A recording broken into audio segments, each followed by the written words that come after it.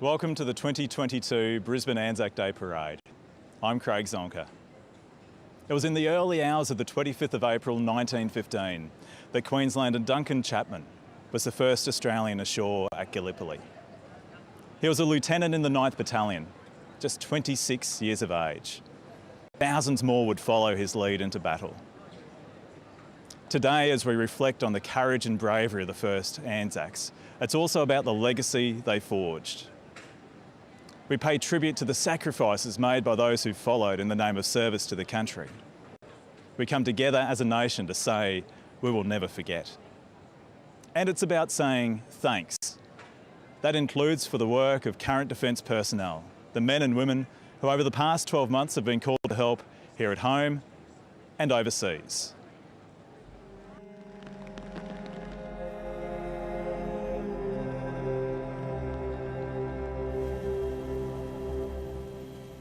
Conditions were tough, particularly in the early parts when it was very, very humid.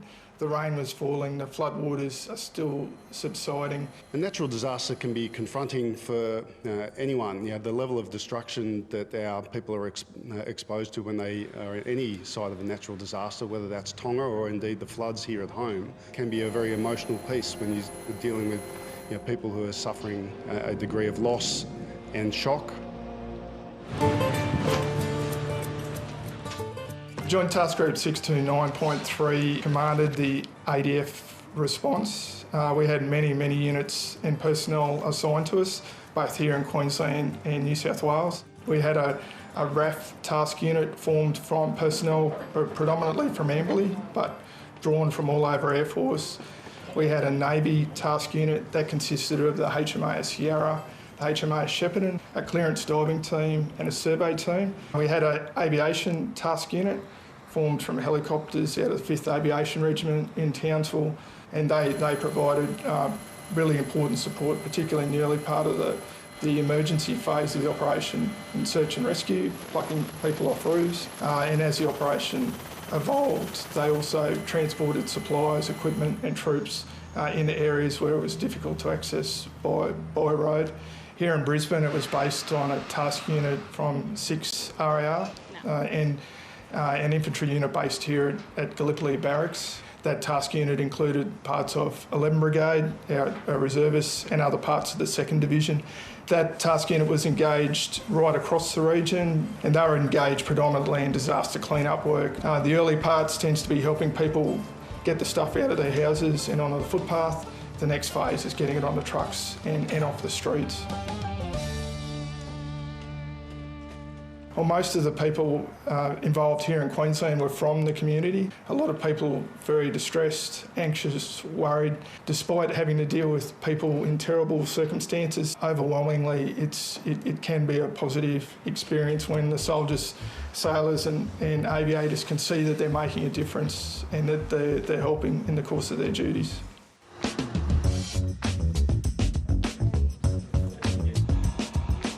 The ADF's been supporting state jurisdictions all across the country for over 2 years now with Operation COVID Assist, which continues at the moment. At the height of COVID Assists, there was well over 800 personnel here in Queensland in 629.3, and that was supporting the quarantine compliance monitoring for hotels, the police checkpoints on the borders, and other tasks associated with COVID Assist.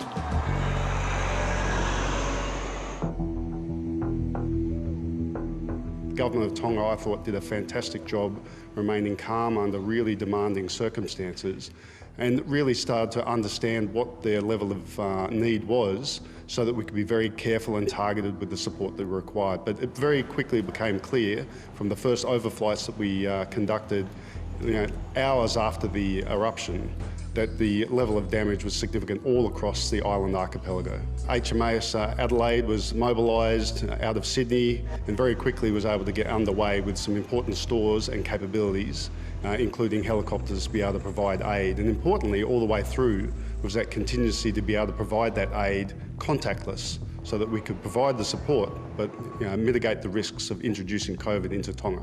Initially, of course, the provision of aid delivery, fresh water was of particular importance early on. We're also able to provide our engineers who did a lot of damage assessments on behalf of the Tongan government in those areas where we were requested. But there are those other niche capabilities as well, including our small boats, which enabled a great deal of access early on. And importantly as well, people like our padres, the ability to provide some comfort and support. We have a number of officers and padres who have deep roots into the region, and that provides us that great empathy and ability to make contact with the people and understand what the need is. It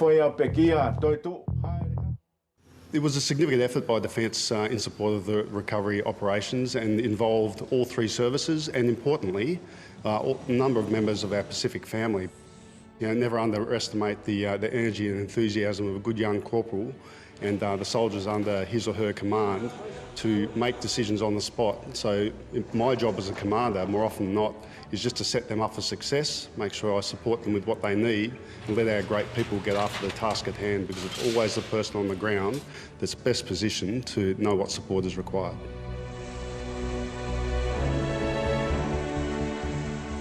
Importantly, I think it's worth reflecting that during our time of need, the Pacific family has also provided support to us. We've had troops from Fiji who have been part of the flood assist mission here and have been a fantastic part of the team. Similar to troops from Papua New Guinea and Fiji who also supported in the bushfires in recent years. So I think it's worth everyone reflecting that the Pacific family is good for all of us. On this Anzac Day, I think we reflect on the 80th anniversary of the incredible battles fought by that great generation of the Second World War. For me, when I see the efforts of our troops, be it here or abroad in our region, I am constantly reminded that they reflect that very same spirit, names such as El Alamein and Kokoda that resonate in our history. All of the people that I talked to were all overwhelmingly positive and thankful for the contribution of the ADF in the communities. This Anzac Day, I hope they all get a chance to reflect and I'd like to thank them personally for their service.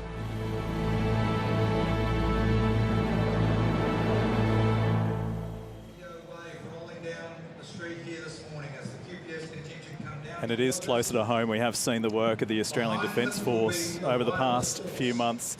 Today is about saying thank you as we pay tribute to the Anzac legacy. 107 years on from when Australian and New Zealand troops landed on the Gallipoli Peninsula. Thousands are lining Adelaide Street in the heart of the Brisbane CBD.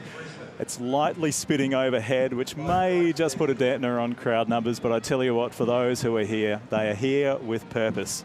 And let me introduce Commander Peter Tedman, who has served for close to 5 decades with the Australian Navy.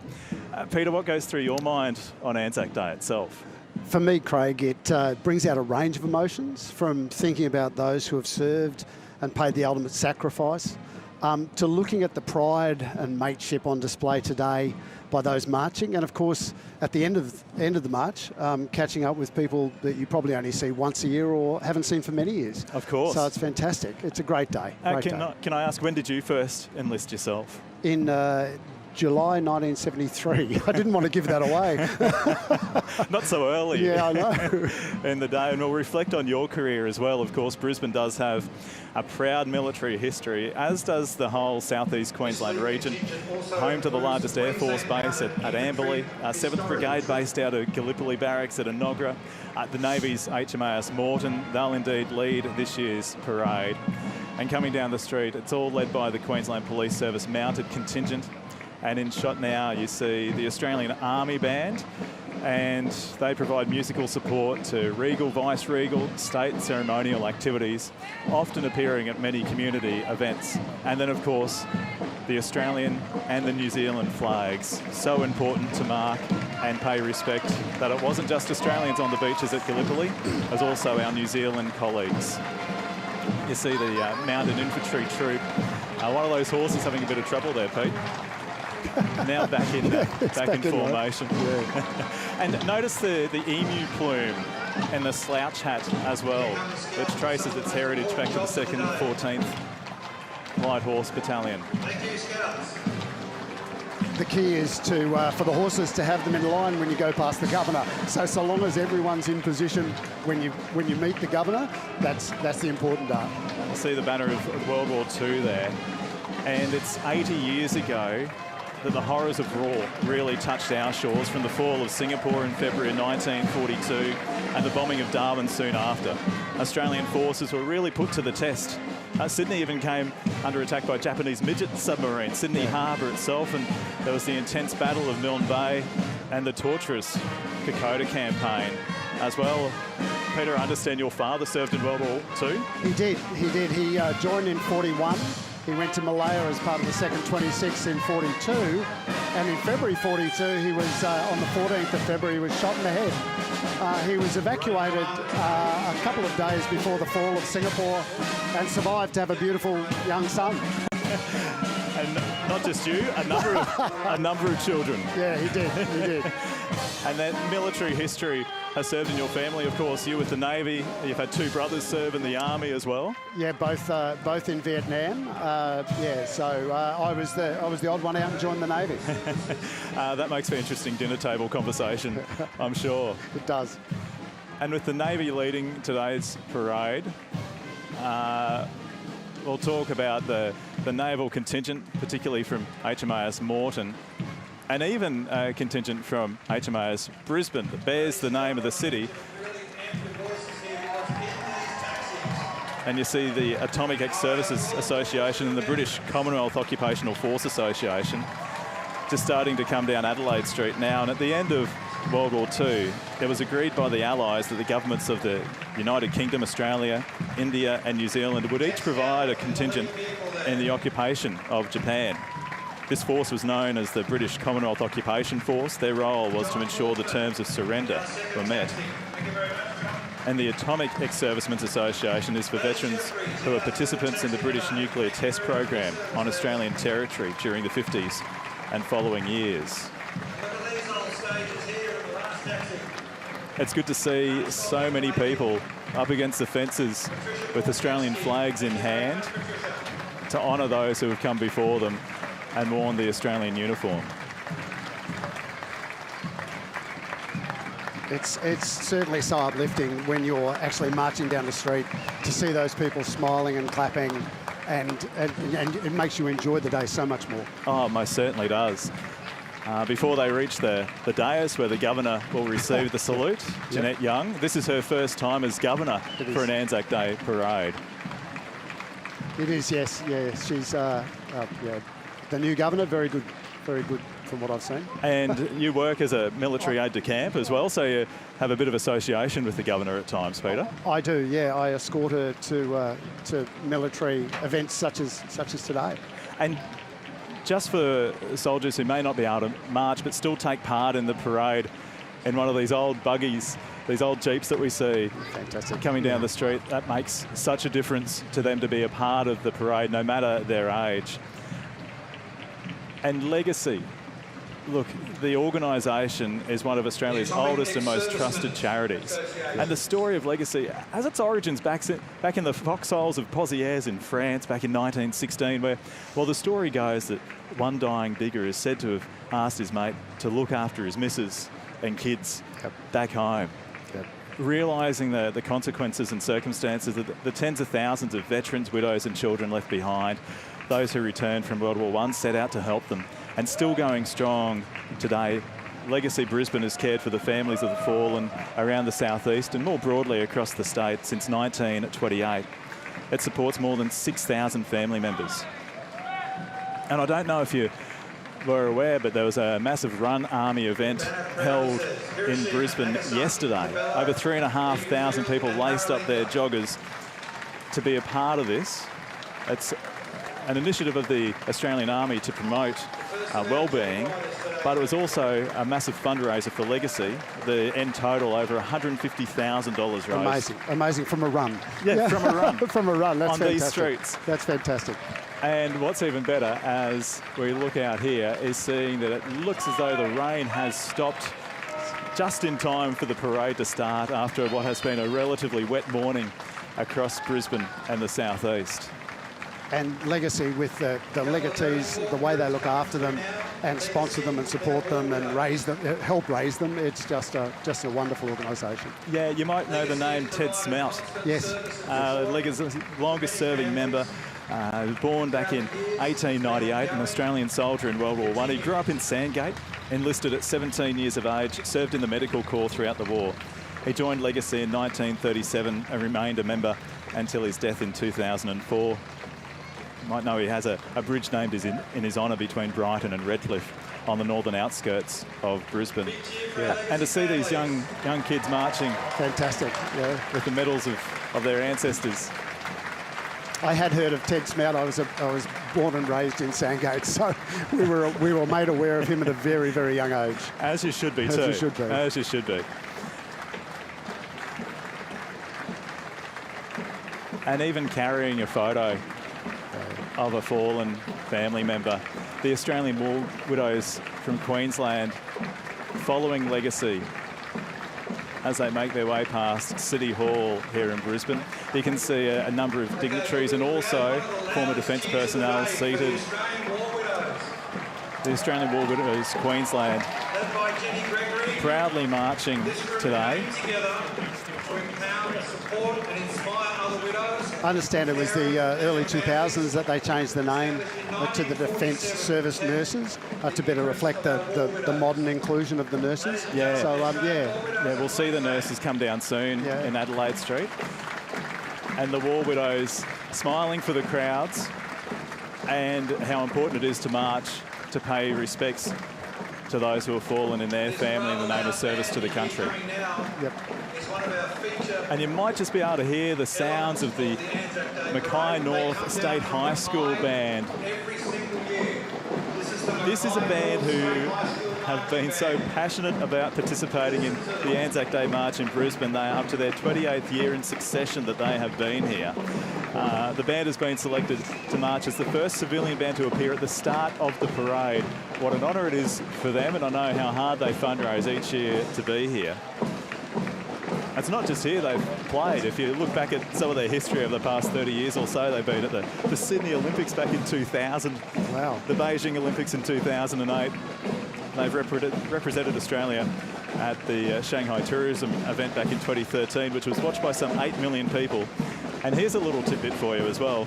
They were the first Australian group to lead the afternoon parade at Disneyland as well. So I think they would have had certainly a lot of fun on that trip, the Mackay North State High School Marching Band. And here we have the defence nurses coming into shot now.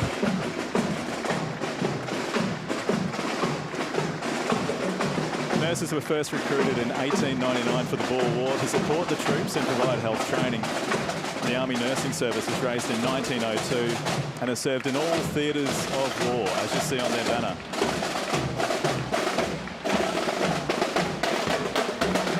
Currently, there are more than 600 nurses attached to Joint Health Command in the Australian Defence Force. Reserves with civilian jobs account for around half of that total number, with male nurses making up about 40% of the corps. Also, you'll see the banner for the Australian Army Medical Women's Services, with such a proud tradition of helping our troops on the front line and providing healthcare in some of the most extreme of conditions as well, Peter Tedman. Yeah, and some of the recovery operations, you know, overseas recovery operations being there, and now that we have the LHDs, they have a shipborne role as well. The Women's Royal Australian Army Corps. This is a unit that was formed in 1951, at the time to help boost numbers post-World War II and during the Korean War. They first served overseas in Singapore. The Corps were disbanded in 1985 as female soldiers had begun to be integrated into the Army at large. The association was formed in the 80s to continue to promote the work of the Corps, as well as to strengthen those ties of comradeship and friendship, which is so important when you return from a deployment, knowing that you have friends around you. You have the friends and you have that support when you need it. So the Women's Royal Australian Army Corps.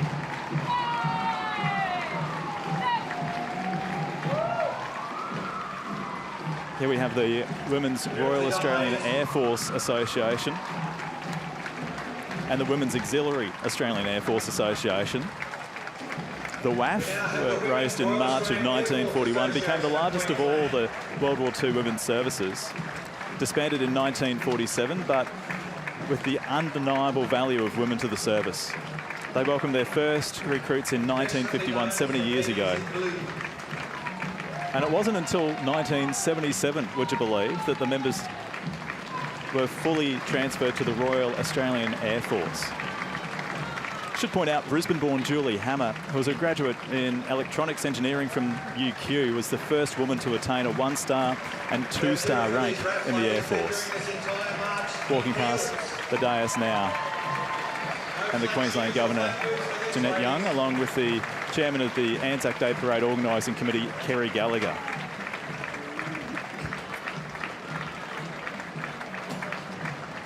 And more of those Air Force veterans at those jeeps, followed by the New Zealand contingent. And this is a day that is so special here in Australia and for our colleagues across the ditch. Absolutely. There'd be no Anzac without the New Zealanders, would there? Exactly right. They were on the beaches there in Gallipoli from this day in 1915, some 107 years ago. This year indeed marks the 80th anniversary of the Second Battle of El Alamein in Egypt, where New Zealand forces led Operation Supercharge. It was the first land defeat for German forces in World War II. It was a pivotal moment. The campaign, it was of vital importance to the Allies because of the nearby Suez Canal, of course, and the Middle Eastern oil fields. And New Zealand troops are highly decorated. In World War I, the Victoria Cross was awarded to 11 personnel of New Zealand forces, as well as to another 5 New Zealanders serving with Australian or British units. And then in World War II, the highest award for bravery was issued twice to New Zealander Charles Upham.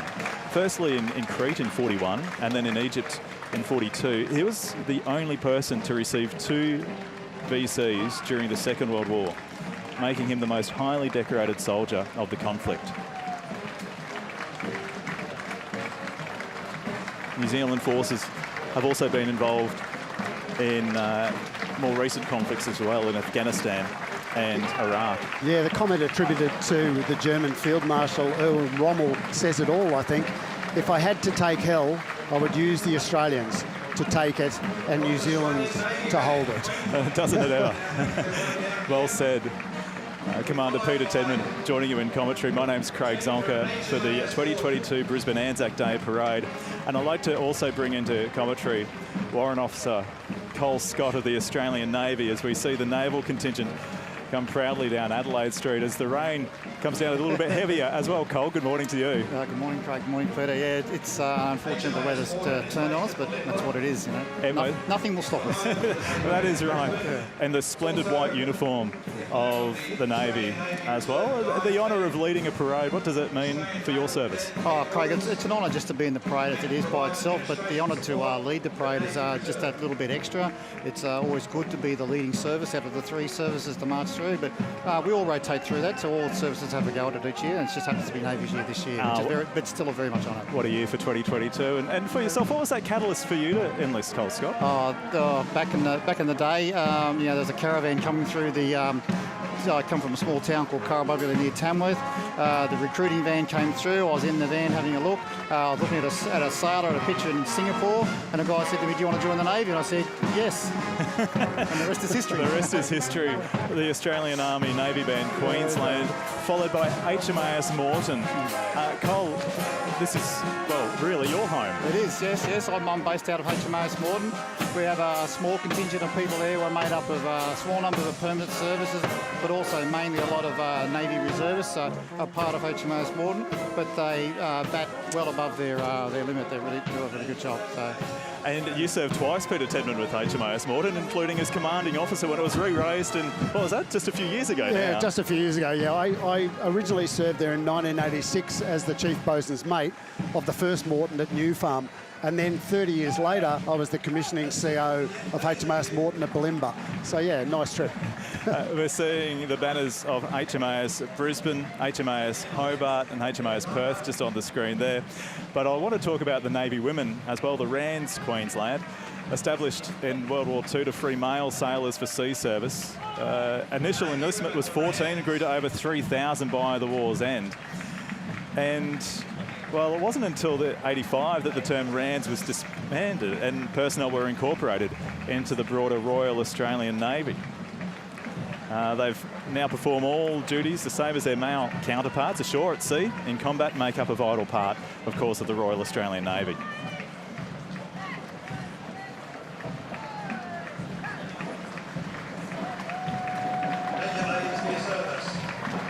And the Navy Women Queensland changed their name a few years ago from RANZ Queensland to encourage recently serving women and current women who are not RANZ to join the association as well.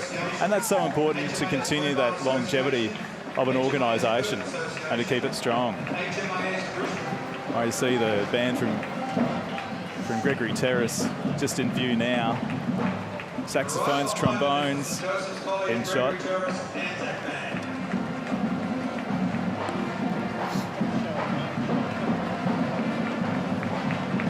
And HMAS Brisbane bears the city name. It is the third ship to bear the name Brisbane, and there is a contingent actually from on board that ship that's here today. Yes, Craig. Yeah, the commanding officer, Commander of Scouts, is marching with about 10 or a dozen so of his crew have flown up for the march, which is quite encouraging for them to do that. Most certainly is. Known as the Steel Cat, it was commissioned in 2018, the latest HMAS Brisbane. Carries on the tradition of a British Bulldog as its mascot, which marched with its crew for the Freedom of City Parade in that year. The third in line, and the current Brisbane is a guided missile destroyer.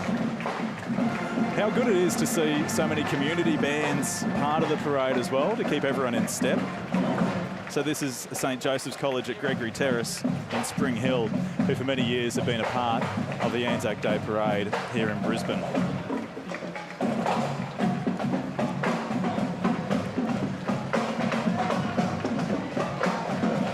Some pretty handy drum work you might be able to hear there as they march past the dais.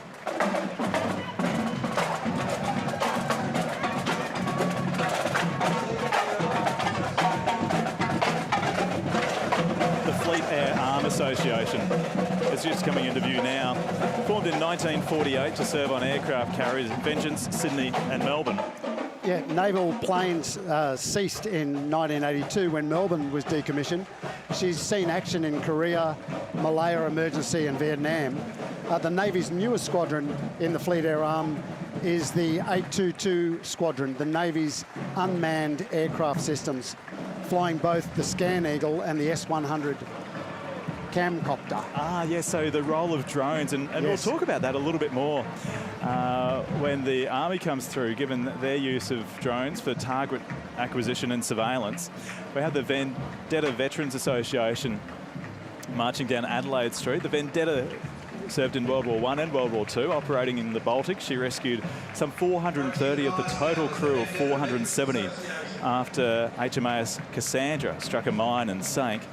During World War II, while deployed in the Mediterranean, the Vendetta was part of Operation Demon, which was the evacuation of Greece. Over 50,000 troops were rescued. And then the second Vendetta was a Daring-class destroyer launched in '54, deployed to Malaysia and Vietnam. Had 5 tours to Vietnam, and you'll see some of those veterans marching today. I don't know if it's just me, but those boys are very comfortable in the wet. Oh, and is that the Jolly Roger I see? The flag for the Submariners Association of Australia. Those marching today, predominantly from the Oberon and Collins class submarines, but the submarines have a history dating back to World War I, when it was the AE2 under the command of Lieutenant Commander Stoker that entered the Dardanelles to prevent the reinforcing and resupplying of Turkish troops on the Gallipoli Peninsula. Of course, a precursor to the landing at Anzac Cove.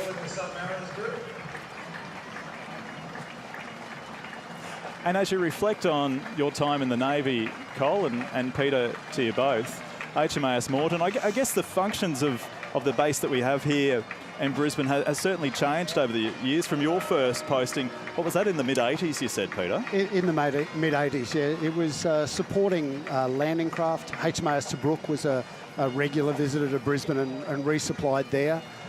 Cole, I think now really Moreton is more an admin base for Navy? Oh, absolutely. Yeah. Administration, logistics is a very key part, and a key example was that early this year when HMAS Adelaide went across to support the people in Tonga after they had the tsunami and the submarine volcano. So the ship came to Brisbane, and that's where they loaded the logistics and engineering stores and personnel to take over there and give assistance to the Tongan government. So. And that was a massive operation just earlier this year, and we'll talk in a bit more detail about some of the work of other Navy personnel in the clearance of the Brisbane River. I know that was something you were involved with, Peter Tedman, back in 2011. To see that have to happen so soon again, I guess that would have been a surprise to you. It was a surprise. I happened to be at Moreton visiting and met the CO of the team that was doing the clearance. And he did mention that it was good to read my report of proceedings from the first clearance, so he kind of knew what to expect. So. Now here we have the Communications Branch Association of the Royal Australian Navy. Cole, this is your association, isn't it? It is my association, yes. Yeah. I'm a communicator by heart. It's good to see the guys out there and girls marching. And communications has developed immensely over, especially the time since I joined. The introduction of the internet and computer systems and how we communicate from ship to ship and ship to shore is completely different the way that I used to do it one of my earlier days. Well, I can well imagine now. and even that communication while you are deployed, to have that contact back home with family and friends. Absolutely. These days, the girls and the guys, they have the opportunity to call home nearly every day. They have an opportunity to be home and have contact with their family, where back in the days of my early times, you get a letter here and there. Yeah, most certainly would. And the association, as I understand, is led by Alan Hellier, who was a survivor of the sinking of the HMAS Voyager. He's an honorary lifetime member of the Queensland Association.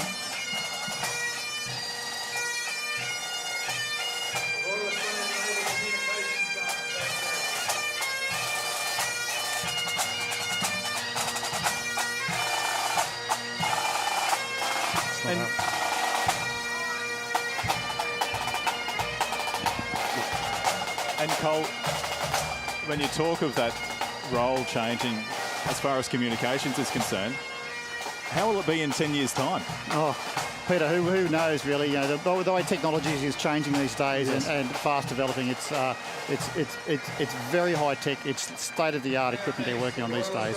And from your association, Cole, to your association, Peter, if we want to pick up on the Clearance Divers Association. Cole led it in beautifully by saying that the equipment has changed. When I joined, it was a basic air diving set and an O2 rebreather, and now it's far more technologically advanced.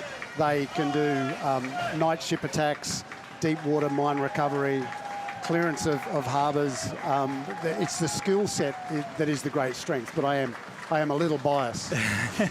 Understandably so, particularly with your distinguished career, leading a diving team into East Timor, for which you were awarded the Distinguished Service Medal, and you're the only naval person to command an SAS squadron. What is that relationship between the divers and special forces, if you can sum that up, Peter Tedman? It was initially it was being part of the counter-terrorist capability. We brought the diving skills. They obviously had the weapons skills, and we mixed those two together, and we complemented each other. And clearance divers are still part of the domestic counter-terrorism role as the dive capability. So yeah, we're still very, very close with our SF cousins. I'm sure you are. We'll see the Special Forces colleagues march as part of the Army contingent a little later here down Adelaide Street. You have the Far East Strategic Reserve Association now, which also includes members of HMAS Voyager and all crews from the D31 and D04 as part of this. Based in Singapore in the 1950s, they were to deter the spread of communism. Many of the almost 7,000 Navy Nashos served there. And the HMAS Sydney Association following closely behind. in Adelaide Street as the rain tumbles down for this 2022 Anzac Day. And the company of Master Mariners of Australia, in memory of the 72,000 merchant seafarers lost at sea in World War I and World War II. Founded in 1938 by Captain Bolton here in Brisbane, and since expanded that association to all states in Australia. And that brings the naval contingent to a close. You can start to see the Army make their way down Adelaide Street. Warrant Officer Cole Scott, thanks again for your time in commentary for this 2022 Anzac Day. Pleasure, Craig and Peter. It's glad to be here. It's an honour to actually be able to sit up here and have a chat and talk about the Navy associations and the Navy contingents. And I look forward now to watching the Army and the Air Force do their same thing. So it'll be good. Thank you very much. Warrant Officer Cole Scott joining you in commentary today for the 2022 Brisbane Anzac Day Parade. And of course, from HMAS Moreton, the Army also home to 7th Brigade and based at Gallipoli Barracks at Enoggera. And we see the Royal Australian Artillery Band leading that Army contingent. I think we're really lucky to be first in the march today for the Navy because the Army is such a big organisation that we're so far down the back. And I think the rain was lighter earlier on as well, Peter Tedman. It was. That's for sure. So the Australian Artillery Band, who perform regularly and are here to welcome the Army for this Anzac Day Parade in 2022. And to help us in commentary is Warrant Officer Class 1, Mick Patman. Morning to you, Mick. Morning, Craig. How are you going? Very well, thanks. What goes through your mind on Anzac Day? Anzac Day for me is a good time to reflect on people that have gone before us. It's a good chance to go reflect on my service and where I'm going from here. And of course, you're just seeing the headquarters of 7th Brigade turning their heads to the dais with their blue patch on their hats. Yes, Craig. The headquarters is led by Brigadier Mick Say. He's got his wife, Wendy, is also a military officer and very proud military family. His right-hand man is Warrant Officer Class 1, Sean Cheney, and those two have about 20 years experience together. Sean was a corporal in 3 Troop 1 CR when Brigadier Say was a lieutenant. Followed closely by 7th Combat Signal Regiment, which only formed in its current context back in 2012. Yeah, that's right, Craig. 7 CSR are led by Lieutenant Colonel Philip Connor, and the RSM is Warrant Officer Class 1, Timothy Douglas. And this looks to be 6th Battalion of the Royal Australian Regiment, 6 RAR, making their way down Adelaide Street now. Yep, 6th Battalion. They're led by Lieutenant Colonel Richard Niesel. And the RSM is Warrant Officer Class 1, Matty Lyons. Matty Lyons was awarded the Medal of Gallantry, which is our 3rd highest military honour, for action under fire on the 4th of January 2009. It's also the former unit of Corporal Dan Kieran, who was awarded the VC for battle in Afghanistan, as well, as you might remember, and has been 6 RAR more recently involved with Operation Flood Assist as well.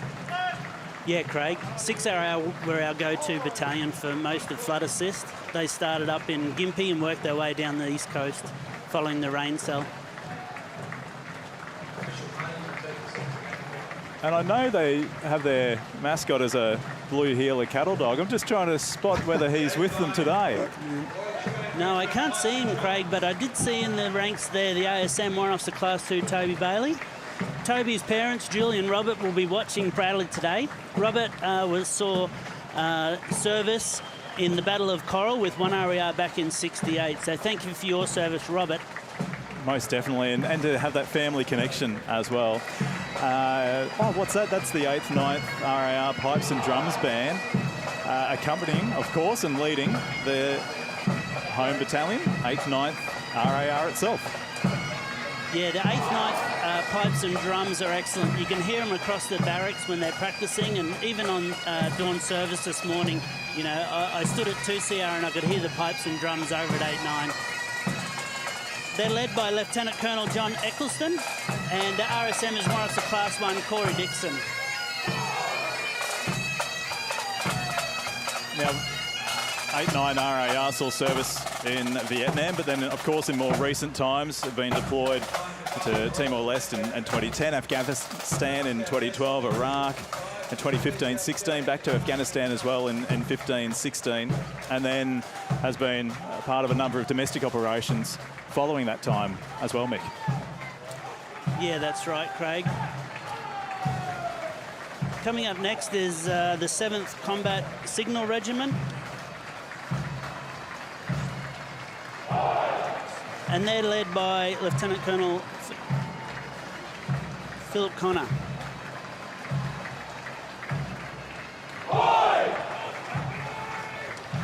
You might be able to hear the roar of 89 RAR as they just went past the saluting dais as well in the background here.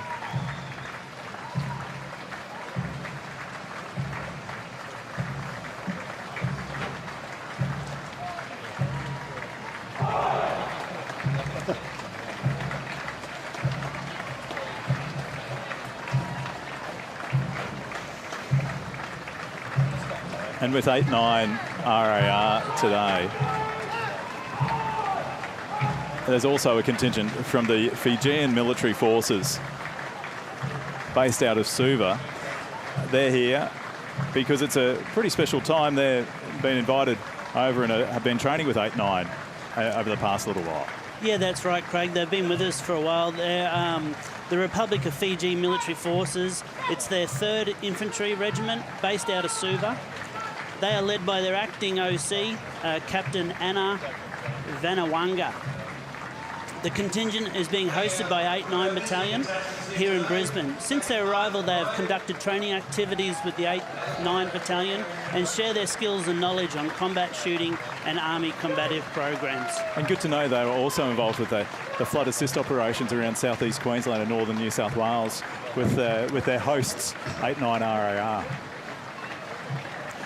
And this would be headquarters of the 6th Combat Support Brigade, joining us down Adelaide Street for the Brisbane Anzac Day March. And of the 6th Brigade units, it's the 20th Regiment of the Royal Australian Artillery that's based here in Brisbane.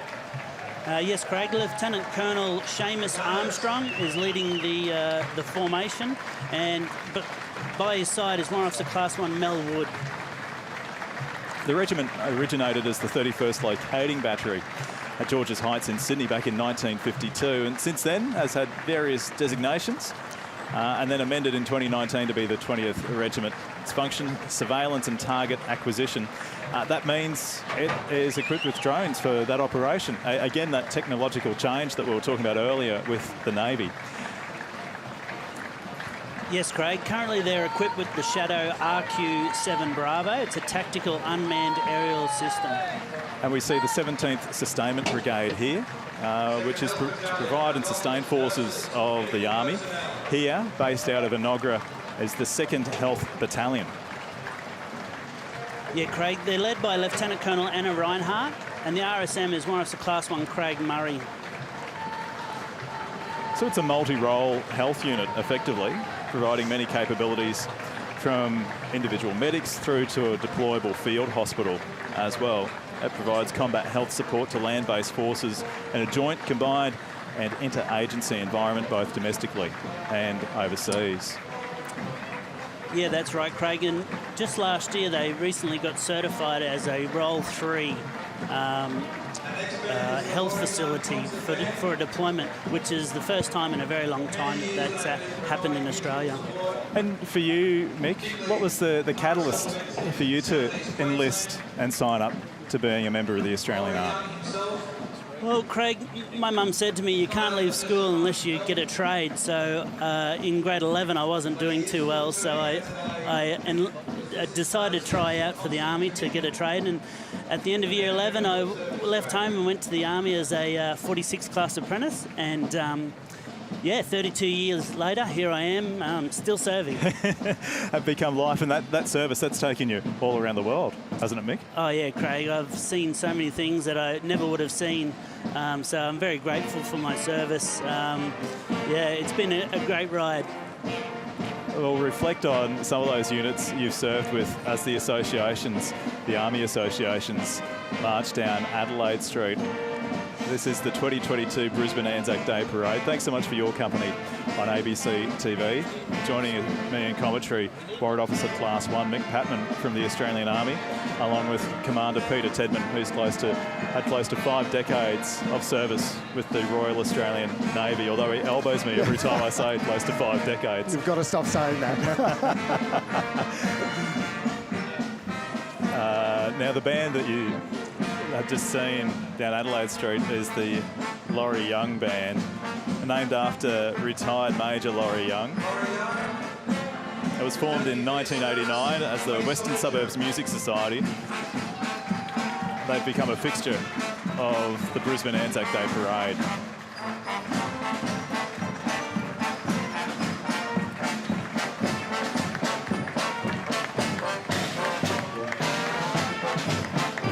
With the trombones, euphoniums and cornets. And a couple of flute players there as well. And marking the Royal Regiment of the Australian Artillery. What would that be, a 777 howitzer that it's carrying?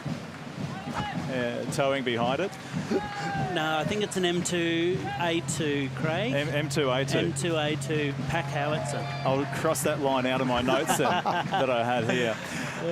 Now, with the associations, the A Field Battery of the Royal Australian Artillery began in 1871 in Sydney. Has a long history of military service since that time in all theatres of war. Today, it's part of the 1st Regiment of the Royal Australian Artillery, attached to the 7th Brigade at Enoggera. Yeah, Craig, and one regiment now have the M777, which the one that you talked about. They're very, very advanced artillery pieces that are very accurate. Now, that's the one that was in my notes. Thank you very much, Warrant Officer Class 1 Mick Patman. It's great to see so many people lining the streets of the Brisbane CBD as well. Coming into shot now is the 101st Field Battery Association, raised in World War I. He served in Malaya and on 2 tours of duty in South Vietnam as well. 101 Field Battery Association. In February 1967, during Operation Bribey in Vietnam, retired Major General Jim Ryan was mentioned in dispatches as he called in rounds within about 50 metres of his position as he was supporting Bravo Company of 6 RAR. Incredible bravery at such a moment.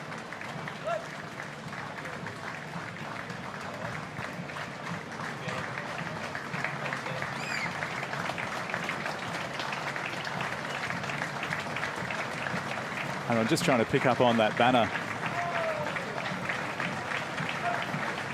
I think that might be, that is the 105th Field Battery Association. Mick, you served with the 105, didn't you? Yeah, Craig. As a sergeant, I spent 2 years in 105 Battery as an artificer, or what they call a tiffy on the gun line. And it's one of the most rewarding jobs to keep the guns firing. They're not allowed to fire without that technical maintainer on the site. So when artillery are in the field, they really do work hard. And, I rate them up with the Royal Australian Engineers as, on work ethic alone as a corps. And of course, has played such an important role with the Australian Army over so many years. From World War I onwards, served in Vietnam, including during the Battle of Long Tan, providing fire support for the men of D Company with 6 RAR. And more recently, members of 105 have also been deployed to Iraq and Afghanistan. Followed by the 108th Field Battery Association as well, which was first raised in 1916. Saw service in France during World War I. The current 108th was raised in 1965, seeing service in Vietnam, and served in Singapore, East Timor, Afghanistan and Iraq more recently. You're seeing the banners of the 2nd 10th Field Regiment of the Royal Australian Artillery. The 2nd 10th was formed in 1940 at Redbank Camp here in Brisbane. The unit was serving in Singapore in 1942 when the island fortress fell to the Japanese. For the next 3.5 years, the men had to endure the brutality of being prisoners of war. And here's the banner for the Locating, Surveillance and Target Acquisition Association. Again, as we reflect on that technology we spoke of before with drones used now, I guess this is a unit that would be well equipped to understand that, Nick. Yeah, Craig, technology changes very fast, certainly in warfare, and the capability of locating targets from which a round has been fired and then advanced tenfold has really come across in the last decade. Today's technology is cutting edge, and the Australian Army is right up in the front of that edge. Known as the eyes and ears of the battlefield, the majority of locators marching today would be Iraq, Afghanistan veterans with a number of Vietnam vets with them as well. The Royal Australian Artillery Association represents both active and former members of the Defence Force, both regular and reserve, who have served on artillery units in all theatres of war.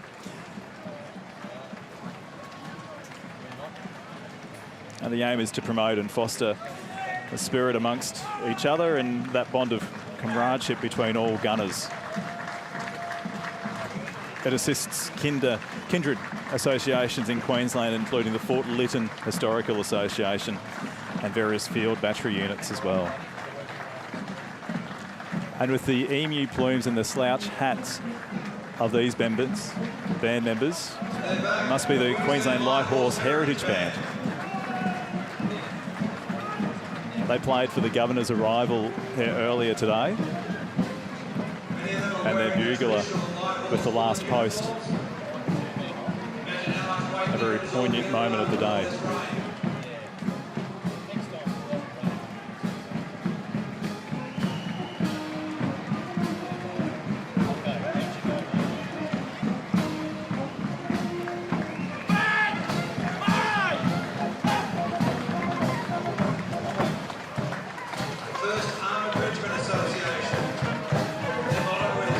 Followed by the 1st Armoured Regiment Association, marching also with the 3rd Cavalry Regiment and the 2nd 14th Light Horse. And the 2nd 14th Light Horse have such incredible history dating back to the 1860s and is the oldest Australian regular army unit, seeing service from the Boer War through to more modern conflicts in Afghanistan and Iraq. And the story of the emu plumes I always find fascinating with the 2nd 14th. It was during the shearers' strike in Western Queensland where they were, and they were sent out for riding practice effectively, and if they could keep up with the emus and pull a feather out, that is how they ended up with them in their slouch hats. And here are the Sapper Association, along with the 1st Field Squadron and the 17th Construction Squadron. Mick, you would have spent a fair bit of your career with the engineers, I'm sure. Yeah, Craig, I've spent a large amount with the engineers. I really enjoy working with them. They're a great bunch to work with. They've got a really good work ethic and are generally smarter than, the standard soldier. An infantryman. I didn't say that, just the standard soldier. But, I've got fond memories of, in '94 spending 6 months in Shoalwater Bay building roads for the training area when it was first developed. So just good times, hard work. Yeah, follow the sapper, it's a pretty common saying, isn't it, in the army? Yeah, it definitely is. I'm glad that was you saying that before, Mick Patman, and not myself. At least I know who built the roads in Shoalwater Bay. Thank you so much for that. Yeah, the training area in central Queensland. This means so much to them, and after 2 years of COVID... And I don't know if you noticed, but the banner of the 17th Construction Squadron, blue in colour, and the unit was raised in 1949, and I in my research, I was reading where when they served in Vietnam, members were nicknamed the Moon Men for their ability to clear sand dunes and fit roads and buildings where required. And they've got the blue bear as the logo and motto. A little bear will fix it, taken from an old blue ad you might remember on your TV screen some years ago. The modern day unit moved to Enoggera in 2017.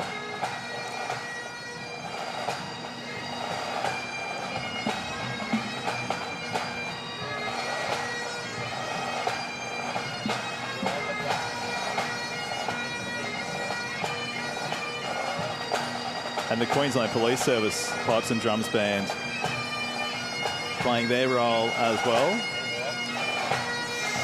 this Anzac Day.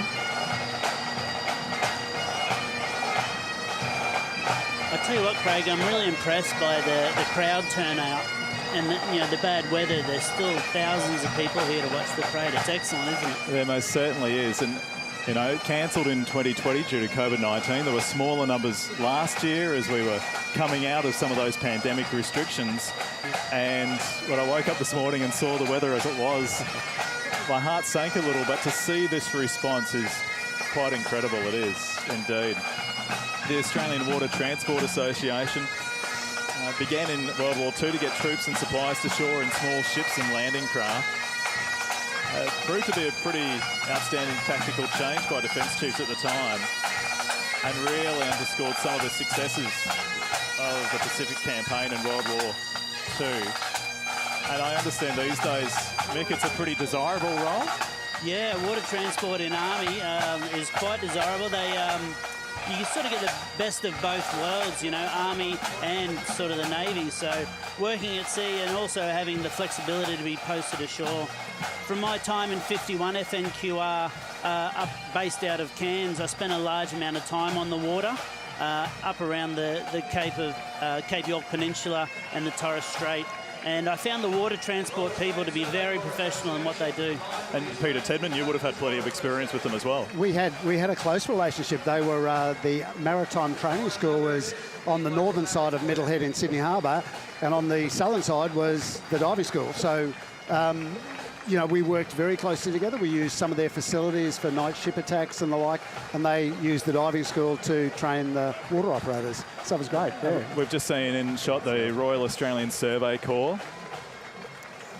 Marching closely behind is the Australian Intelligence Corps Association as well. The Survey Corps, formed in 1915, granted its royal status in 1948 for services rendered during World War II. And the motto for the Intelligence Corps, forewarned, forearmed. How appropriate is that, serving in all theatres of World War II and then more recently as well. Generally deployed in small detachments, rely on pinpoint accuracy, and it is the work of the Intelligence Corps that helps the Defence Force do that. And this is the banner of the Royal Australian Signals Association. Over the last few years, their ranks have been growing. And the motto, swift and sure. And you might notice on the banner, yes, there it is there, Mercury, the winged messenger of the gods. The association was formed in 1974 at Victoria Barracks to cater for the contact needs of all serving and past members of the Royal Australian Corps of Signals.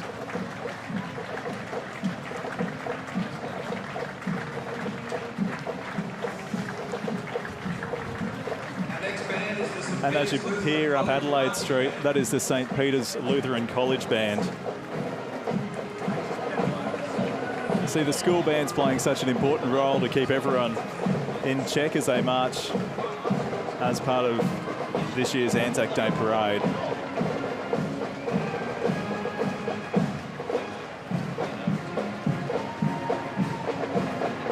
The school at Indooroopilly on Brisbane's western side has a pretty good swim school as well. In fact, that's where Ariane Titmus, an Olympic champion, trained as well with St. Peter's.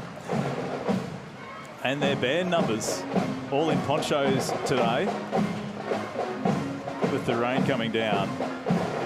From the drummers at the front, through to the brass in the middle, followed by the woodwind at the rear of the band formation.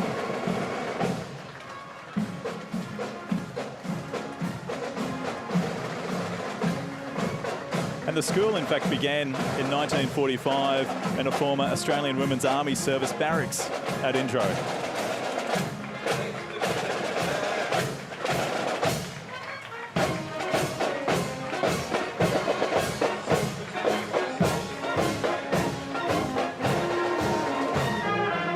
You see the banner of the 2nd 26th Infantry Battalion, followed by the 6th Battalion Association of the Royal Australian Regiment. And it was 6 RAR who, during the Vietnam War, earned a Presidential Unit Citation from the US when members of D Company participated in the Battle of Long Tan.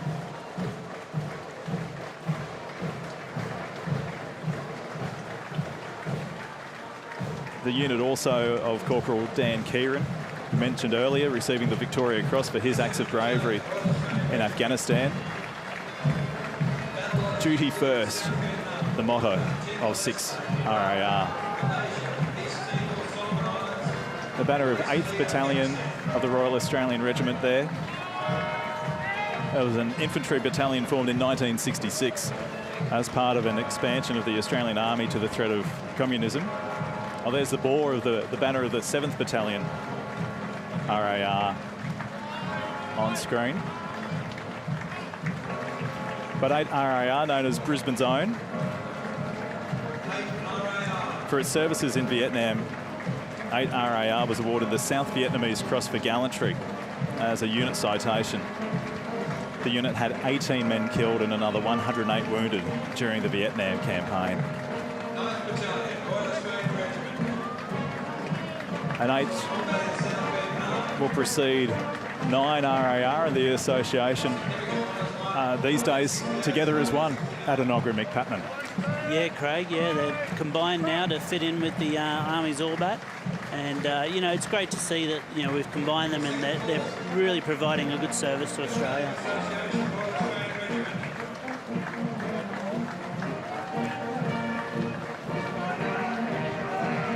And this is the 2nd, 4th Battalion of the Royal Australian Regiment Association. You see on screen now, the association was formed in 2013, but the battalion itself formed post-Vietnam by amalgamating the 2nd and 4th back in 1973.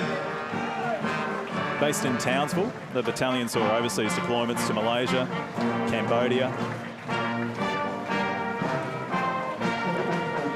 and in many others, including Rwanda in 1994-95, for which it was awarded the Anzac Peace Prize. Brisbane Brass Band, the city's own. You see plenty of community events around southeast Queensland. And now you have the association for the 8th, 9th Battalion of the Royal Australian Regiment. So the history here, 8, 9 separate, then joined, as we were talking about, then there was the linking. And the government actually re-raised the battalion 8, 9 in 2007 for ready reserve commitments, but later it was upgraded to full-time service ready for operational deployments over the past few years.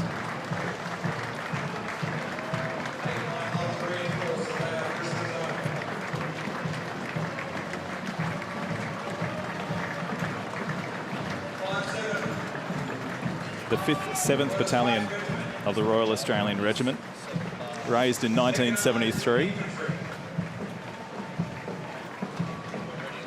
Members of 5, 7 RAR served in Malaysia, Rhodesia. They were even involved with the response to Cyclone Tracy in Darwin, Cambodia, Rwanda, East Timor, the Solomons, Iraq, and Afghanistan as a mechanised infantry battalion.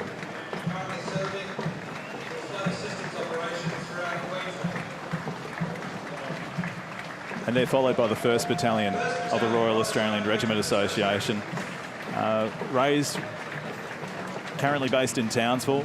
Mick, you spent a few years with 1 RAR, didn't you? Yeah, Craig, as a young craftsman armourer in a light infantry brigade, you really, light infantry unit, you really learn your skills as an armourer. And, you know, 4 years of hard work there, servicing, inspecting and making sure their, 2,000 weapons are ready to go. I should point out the current Governor-General David Hurley, a former commanding officer of 1 RAR. This is the 2nd Battalion of the Royal Australian Regiment Association. The current focus for 2 ARR these days is on amphibious operations. Raised in 48, served in Japan, Korea, Malaya, Vietnam, East Timor, and in more recent deployments as well.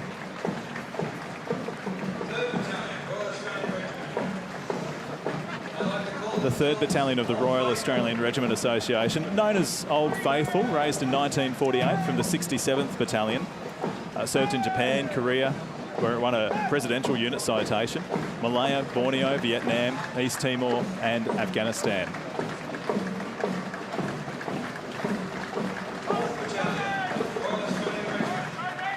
From the 3rd, it's to the 4th Battalion of the Royal Australian Regiment Association. 4 4 RAR saw service in Vietnam, and then combined into the 2nd 4th Battalion. 4 RAR converted to commandos in 1997, renamed the 2nd Commando Regiment in 2007.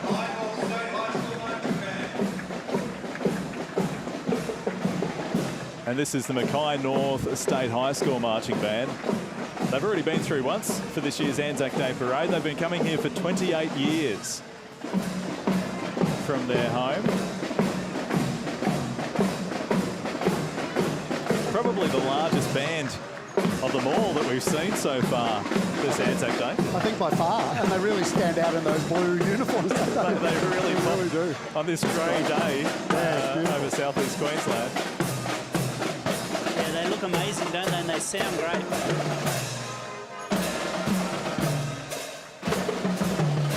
As a former trumpet player, can I tell you, it is so hard playing and marching at the same time. And not just playing and marching, but then staying in step. That's the other focus you need to remember too. Yeah. But they've become a fixture here at the Brisbane Anzac Day Parade. Yeah.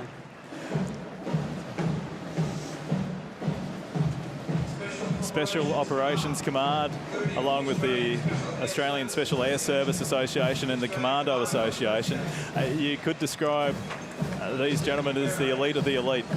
The Tier 1 Special Forces units, SAS members wearing the sandy beret, Commandos the green.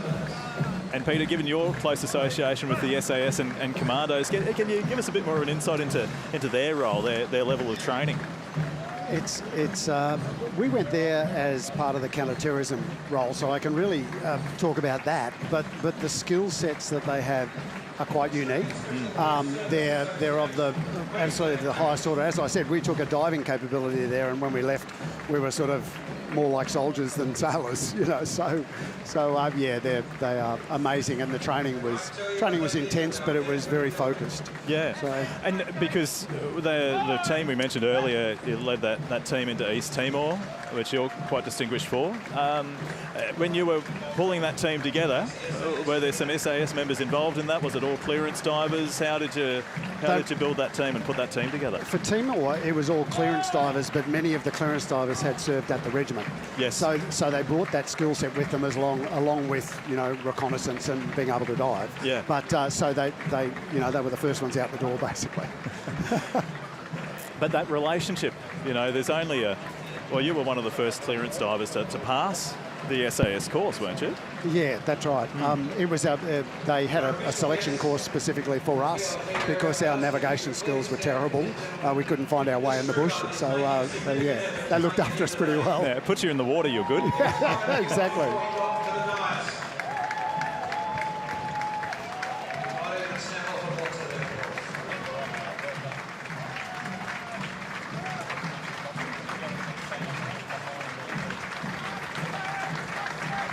And we just saw Leo Walsh on screen as well, marching with the SAS unit, wearing the sandy beret as well.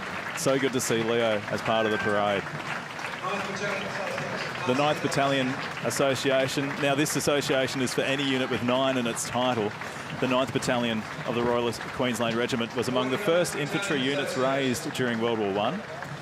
Recruited in Queensland, first ashore at Gallipoli. I mentioned the name Duncan Chapman from Maryborough. He was at the head of the lead boat that landed at Anzac Cove in the early hours of the 25th of April in 1915. The 49th Battalion Association, just in focus now. Formed in Egypt in 1915, moved to France and Flanders as part of 13th Brigade of 4th Division. Suffering thousands of casualties. Fought in major areas of World War I. Troops were finally repatriated in mid-1919, and World War II was the first to travel to PNG. After a number of bloody battles, it was disbanded in 1943. And there's a big focus, of course, given it's 80 years since war was on our doorstep in New Guinea. And, of course, the tortuous Kokoda campaign, the New Guinea Volunteer Rifles and the Papua New Guinea Volunteer Rifles Association. They were a militia unit formed in 1939. They provided expert local knowledge and supported a number of Allied units, referred to as the keepers of the gate into mainland New Guinea, until the arrival of regular Australian and Allied units. They earned the nickname the Gallant 500. As an interesting side note, both of those units, the Volunteer Rifles and the Volunteer Rifles Association, both units were formed, served and disbanded without ever setting foot on Australian soil. Incredible to think back at that history, That is incredible, yeah. And only 80 years ago. Yeah, it's recent history. Yeah. Yeah. And to see that incredible resilience, bravery fought in that theatre of war, so close to where we are here at home. You know, you've got the Battle of Milne Bay that year. It started with the fall of Singapore in February, as you were talking about. Commander Tedman, your dad was there as part of that? My dad was there, yeah. Was injured in 42. The Coral Sea, the Battle of Coral Sea. Yeah. You know, fundamental to the safety that we now enjoy.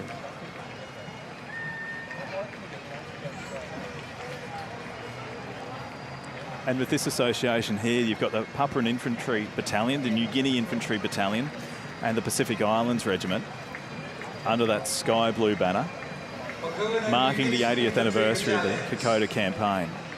The Jungle Fighters. These really were the Jungle Fighters. They were known as the Green Shadows. Other references in captured Japanese documents called them the Savage Unit or the Savage Soldiers, just for their tenacity in the field in such trying conditions. So Craig, in 2008 I went and did the Kokoda track, and I tell you, to fight up and down those hills, it would just be demoralising. So, you know, their resilience and ability to keep on fighting just must have been, you know, next level sort of soldiering stuff. Oh, you can't imagine the horrors that they went through, that they put their bodies through as part of that. Yeah. And the front moved backwards and forwards along that track. So, you know, some of them probably did it 3 or 4 times. Just amazing. This is the 39th Battalion Association, another of the heroes of the Kokoda campaign. And the crowd putting their hands together for 101-year-old George Turner at the front of the 39th Battalion. He was just 20 when he enlisted. He marked his 21st birthday just a few weeks after arriving in New Guinea, having several near misses, including when a bomb exploded beside the trench he was in. And I'd like to pay tribute to another of the original 39th members as well, Max Kerwin, who recently passed away. Max was here last year in the parade, and I'd like to pass on our deepest condolences and best wishes to all of Max's family. The 2nd 14th Infantry Battalion there. But I just want to mention also a quote, and maybe get your reflections on this as well. This came from a former commanding officer of the 39th. His name was Ralph Honor. And he said, in the testing crucible of conflict, they were transformed by some strong catalyst to the spirit into a devoted band wherein every man's failing strength was fortified and magnified by a burning resolve to stick by his mates. Doesn't that just describe what we refer to as that Anzac spirit, Peter Tedman? Absolutely. That's the camaraderie, the mateship, the never leave your mate behind.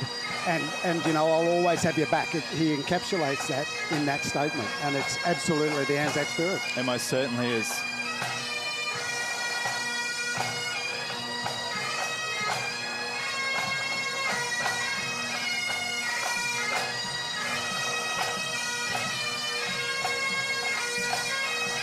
St Andrew's Pipe Band, based here in Brisbane. Hear those pipers. Oh, superb.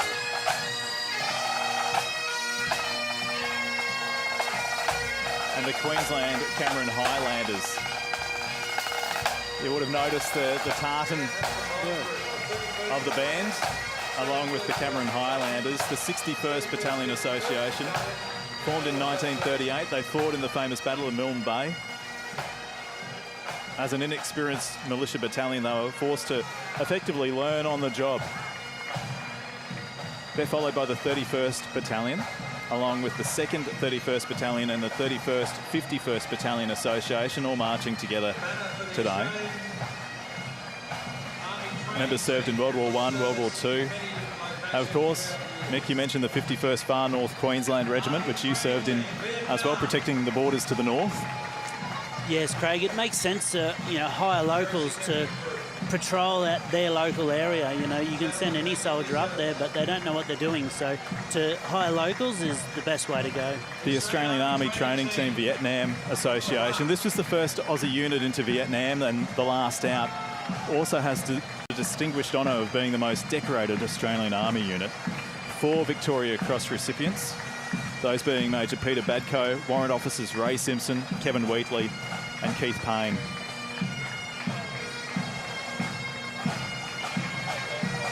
And the Australian Army Training Team Iraq Association followed the Training Team Vietnam Association.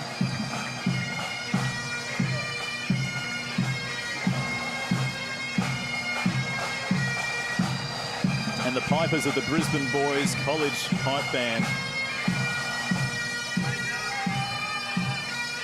Formed back in 1940, Lance Corporal Robert Laurie introduced bagpipes to the school's cadets. They wear the hunting McLean tartan and will be performing at the Royal Edinburgh Military Tattoo this August. BBC celebrating its 120th birthday this year, the school.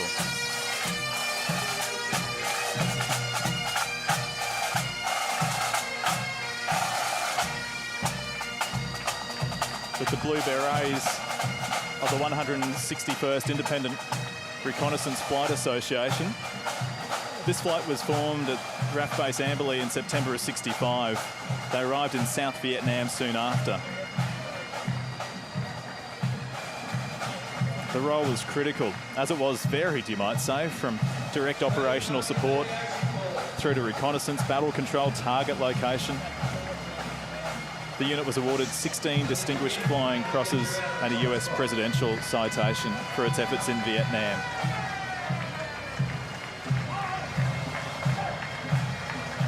And here we have the Army Transport Association. No, this is the Australian Army Aviation Corps, again with the blue banner.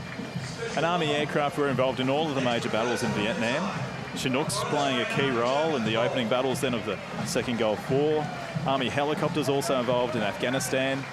These days it's the 16th Aviation Brigade, which was raised 20 years ago and is headquartered here in Brisbane at Gallipoli Barracks, with units across the country, including the training centre at Oakey. And here we have the Transport Association. The movers and shakers to get you there. Mick Patman, effectively. Yeah, that's right, Craig. Being a maintainer, I've got close ties with transport associations, and yeah, they're good to work with.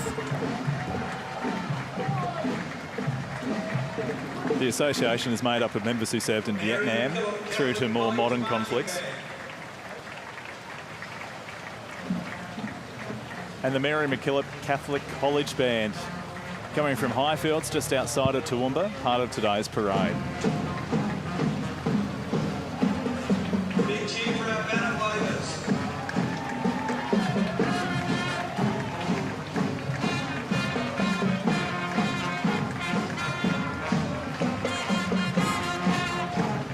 They're doing a great job too, Craig. Aren't they?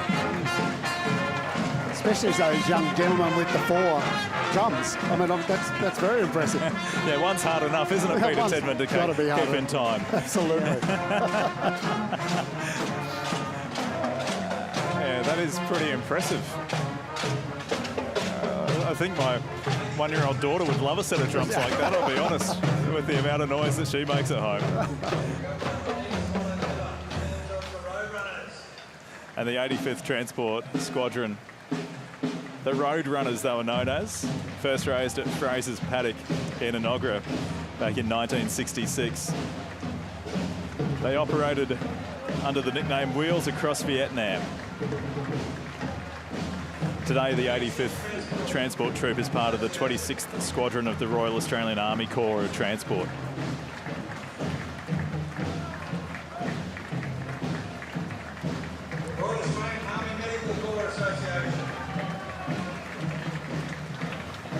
And with the maroon banner is the Royal Australian Army Medical Corps Association. first raced in 1903.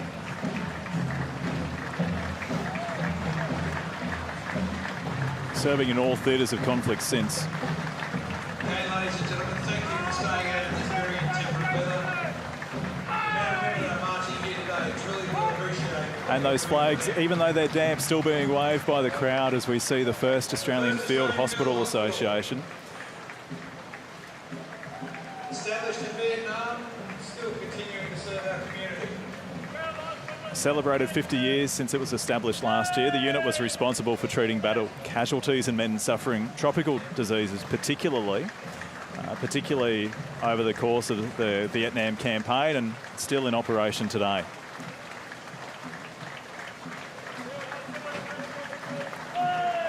And Peter Tedman, it looks like that rain is getting heavier, doesn't it? Yes, my prophecy of bringing an umbrella will stop the rain didn't work. No, well, we've got thousands of those. I know. Many hands, mate, like we're thinking that the same would be the case here. The Australian Army Dental Corps Association just about to march past the dais here as well. Raced in 1948, I think I see on the banner there. Deployments include World War I, World War II, the Middle East, PNG, Korea, Malaya, Singapore, Vietnam, the Solomon, Somalia, Afghanistan in more recent times. And a smile on the face of that they're holding the banner of the Royal Australian Army Ordnance Corps Association. This association was formed in 1985 with retired personnel interested in fostering and continuing that spirit amongst members after having served in every theatre of operations Australia has been involved with since the Boer War. The Ordnance Corps can trace its history back to Federation.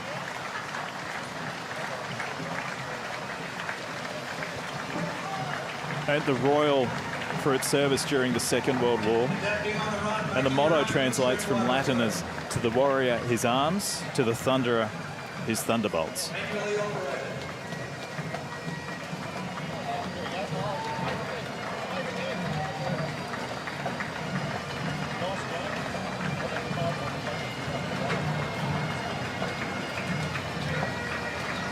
And I'm just seeing the banner for RAMI, the Royal Australian Electrical Mechanical Engineers Association,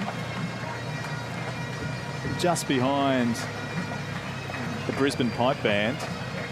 And RAMI formed in December of 42 at the height of World War II. The Corps were established to provide maintenance and repair to the Army. Given the performance of tradesmen during World War II, it was His Majesty King George VI that granted royal assent to the unit. You'd know most of those marching here, wouldn't you, Mick? Yeah, I would, Craig. I marched with these guys last year behind this banner. Leading the parade today is Brigadier Todd Ashurst. He's leading the RAMI Association. He is currently serving as the Director General Support at Headquarters Joint Operations Command in Canberra. Of note, he grew up here in Brisbane. He served here for most of the 90s, and he has served in the United Nations, Middle East and Afghanistan. His most recent deployment was as the commander of Task Group Afghanistan for 10 months, leading Australia's withdrawal from the mission, concluding on the 18th of June 2021. So just last year. Just last year. In Afghanistan, he was also the NATO Resolute Support Mission Chief of Combined and Joint Operations, where he coordinated the mission's daily operations, including the coalition withdrawal. What incredible service as you talk of those more recent deployments to Afghanistan. Yeah. Where we saw thousands serve. Yep, so in the ranks there I can see Jeff Maurice, a long-time RAMI Association Queensland leader. And effectively, these soldiers, known craftsmen, if there's something in the army, they know how to fix it. Is that the story? Yeah, pretty much, Craig. They'll have a crack at fixing everything. These days we're very heavily governed by regulation, but, you know, when these guys deploy, when these guys and girls deploy, they'll have a crack at anything, you know. So it's great. Well, that's it. When you're on deployment, you've got to work with what you've got to hand, don't you, when it comes to repair and maintenance. Yeah. Yeah, and I learned very quickly when I was over in the Middle East and head of maintenance, I didn't ask too many questions of finer detail. It just, as long as stuff got fixed, that was the main thing, you know? So a bit of gaffer tape here and there doesn't go astray, is that what you're saying? Yeah, 100%, Craig, 100%. And how long were you deployed to the Middle East for, Nick? My deployment was 6.5 months. Yeah. Yeah, so it was just enough time to miss the family, but enough time to get a great experience. And I guess reflecting on those times and the family you leave behind, how difficult is that process? You know, you can still make those phone calls and probably more now than you could ever before. Yeah, definitely. IT these days, you know, you can just about talk daily to your family, but the support back in Australia is just amazing from the defence community organisations, associations like we've just seen walk through, and pretty well anyone in your unit that you leave to deploy will help out your family while you're gone. Yeah, and I guess that's something you've found as well, Peter Tedman. I think that's the important part that you raised, the support back in Australia. Yeah, you can Zoom and you can do all these sort of things nowadays, but you're not there. So if someone needs to come and knock on the door and give your partner or your family a hand, then they're there to do it, which is wonderful. And of course, when you're away from home, you need the cooking to be good, which is a great segue to the Catering Corps of Queensland Association. Yeah, led by Ronnie Baker there, a long-time caterer in the Catering Corps. Great bloke, and I tell you, I learned as a young craftsman very early to get on the good side of the cooks. You know, help them set up, do all the work for them, because you'll get the rewards later in the exercise, you know. They'll always remember who was there. Yeah, you betcha. There are always common factors between the services. Never upset the cook. You know, that's in a story. Yeah, definitely. And you don't want to get on the wrong side of these gentlemen either. We're talking about the Military Police Association of Australia. Hopefully they haven't come knocking at your door too often, Commander Peter Tedman. Once or twice. With the red beret. Formed as a corps in 1916, the Military Police Association. Yep. I saw Craig Kingston marching with the MPs there. So well done to him on his service. And this is the officer training unit of Skyville, talking about the national service intake, I mean to say, from 65 through to 73. And of those that went to the officer training unit, many were awarded gallantry medals during the Vietnam War. Former Deputy Prime Minister Tim Fischer was one of the graduates of the officer training unit. And this is the National Servicemen's Memorial Pipe Band, the Nasho Pipe Band. Established in 1999 as a memorial to the young men, the 280,000 young men who were called to national service in the forces. The band membership, I should say, includes Nashos, along with past and serving members of the Defence Forces, Police and Emergency Services. Members wear the uniform of the 61st Battalion, the Queensland Cameron Highlanders.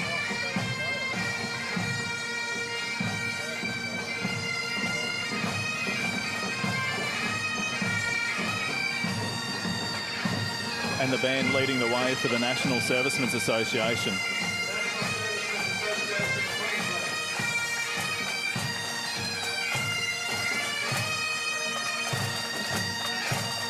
And as we see the Nashos march down Adelaide Street, I'd like to pay tribute to Alan Callaghan, who was a big part of the ABC's Anzac Day coverage for many years. He was heavily involved in Nashos and the Anzac Day Parade Organising Committee. He had an encyclopedia of military history stored away in his mind, and he was always so very generous in sharing that knowledge with me. He had written extensively on Nashos and Australian military history more broadly. Alan passed away earlier this year and will be greatly missed. So my sincere condolences to his family and friends.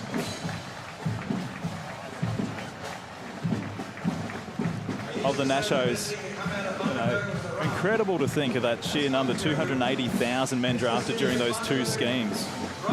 The association was founded in 1999 for the Nashos in Toowoomba, where there's a stunning memorial to commemorate those who were killed on active service and those who have died since.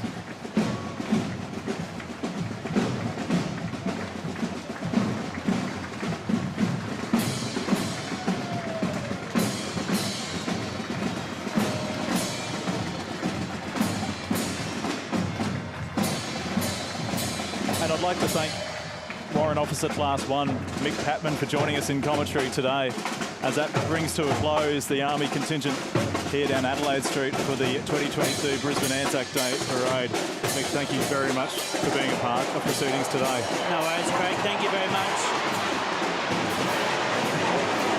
And the flames have just peered to the sky there, as we've heard. I think it must have been an FA-18 Super Hornet fly overhead to signal good timing too. Excellent timing, wasn't it? Commander Peter Tedman. That was so good. It was just in time as the Air Force contingent make their way to join us here today.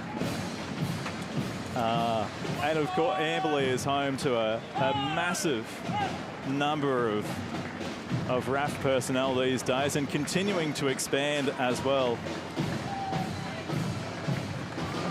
Led by Air Force Commander Group Captain Amanda Cornell, who's the commanding officer of number 96 Wing. And joining us in commentary from the Air Force is Flight Lieutenant Rob Hodson. Rob, thanks so much for being here today. Pleasure to be here and offer some info on who's coming through now, the boys and women in blue. And of Amberley, the scale of operations is quite huge, which we'll reflect on as we see the various squadrons make their way down Adelaide Street today from number 23 Squadron, which is the City of Brisbane Squadron that has the coat of arms as the city's coat of arms as its emblem, through to headquarters of 82 Wing. And I'm going to need your help here, Rob, as we distinguish which squadron is which. Certainly, they're moving through very fast here. We're going through one squadron at the moment, going into number 6 Squadron, both with 82 Wing. Group Captain Hinton Taylor led 82 Wing through just previously. And we saw the Super Hornet just fly overhead moments ago, so that's operated by one squadron. 6 Squadron, they fly the Growlers, don't they? That's right, yes. It's a fantastic aircraft, keeps our people safe. No one else has it except the United States Navy. But here, based out of Amberley, just near Ipswich in southeast Queensland.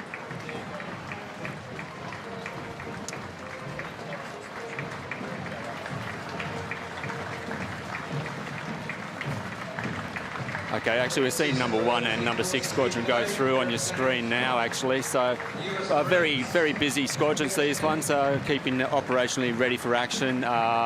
One squadron is heavily involved in Syria and Iraq in Operation Okra. Oh yeah, in more recent times, yeah. That's right. So. And both having such distinguished histories as well. That's right, yeah, they go right back to the beginning, these two. Traditionally bomber squadrons, World War II, they formed when RAAF was formed, just over 100 years ago. They were both traditionally bomber squadrons right through World War II, ending up with Liberators, moving through into the Cold War. They had Lincoln bombers, Canberra bombers, F-111s, and then finally we get to where we are now with the Super Hornets and the Growlers. And as we see some of the Air Force Association start to assemble down Adelaide Street, that is number 33 Squadron just coming into view now, that's the strategic transport, and they also operate air-to-air refuelling, don't they? That's right, Craig. Look, unsung heroes, really. Wherever Air Force is in the world, you'll have to find 33 Squadron. They give us the ability to go places. They refueling. They've been down refueling 36 Squadron down in Antarctica this year. They've been out to heading out towards the Middle East, Tonga. They've been out that way. They're everywhere. These guys. They do lots and lots of hours in their aircraft. Fantastic aircraft. Helping them to stay in step, just in front of 33 Squadron, is the band from the Salvation Army, also helping out. The community bands have been fantastic to see today. And we've just had, the rain has eased slightly, still spitting a little bit overhead as the parade makes its way through the Brisbane CBD. And 33 Squadron celebrating, is it 80th birthday this year? That's right, 1942, Craig. Very big year for all the services today. It was possibly their biggest year in our military history. So yes, these guys started up then. So here they come, looking fantastic. As we talk about 80 years ago, 1942, with war on our doorstep and in the Pacific, you can see on the 33 Squadron banner, Milne Bay, Moresby, their level of involvement during World War II. Currently flying, so this tanker, this air-to-air refueler. From what I understand, it's a modified Airbus A330, which you might have been on as a passenger, but you can also have passengers on board this particular aircraft too, can't you? Oh, certainly. When we went over to help with the evacuation of Kabul last year, 33 Squadron, we used to embark our ground forces to get them over there. But like I said, they're in the thick of it, these guys. Fantastic unit.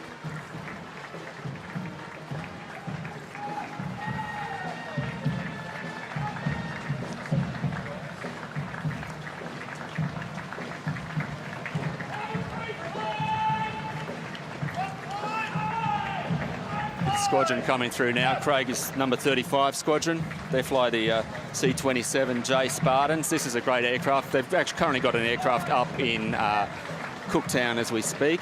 They're community, yes, they do. Community engagement. There's another one, PNG. No rest for our transport squadrons. They're everywhere all the time.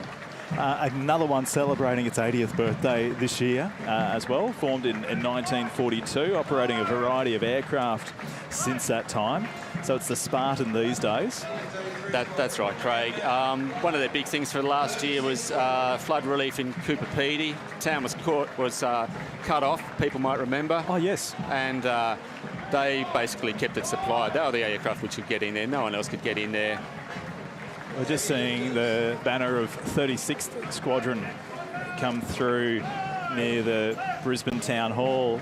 And this is the squadron that operate that heavy lift aircraft that you might have seen fly down the Brisbane River, the C-17 Globemaster, as part of River Fire last year, but its role has been quite varied in the past 12 months. You got that right.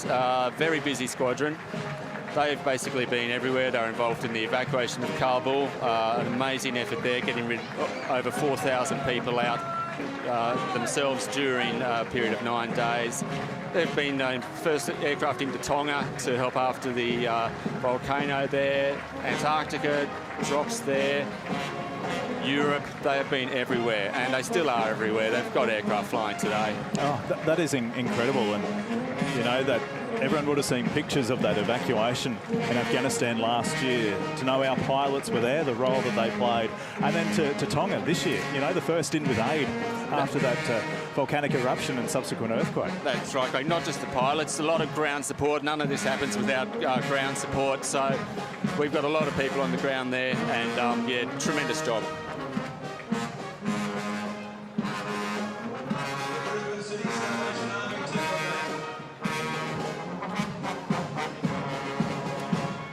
And this is the Brisbane City Temple Band of the Salvation Army.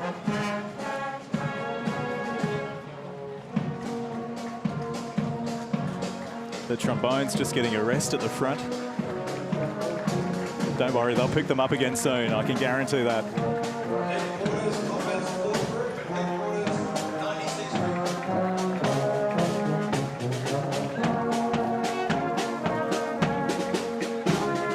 Okay, here we have coming through Combat Support Group and HQ 96 Wing, led by Group Captain Michael Mamana. He's one of our senior officers. Combat Support Wing, they basically supply us with fixed base and expeditionary combat support, plus health capabilities. Wherever Air Force is, you'll find combat support.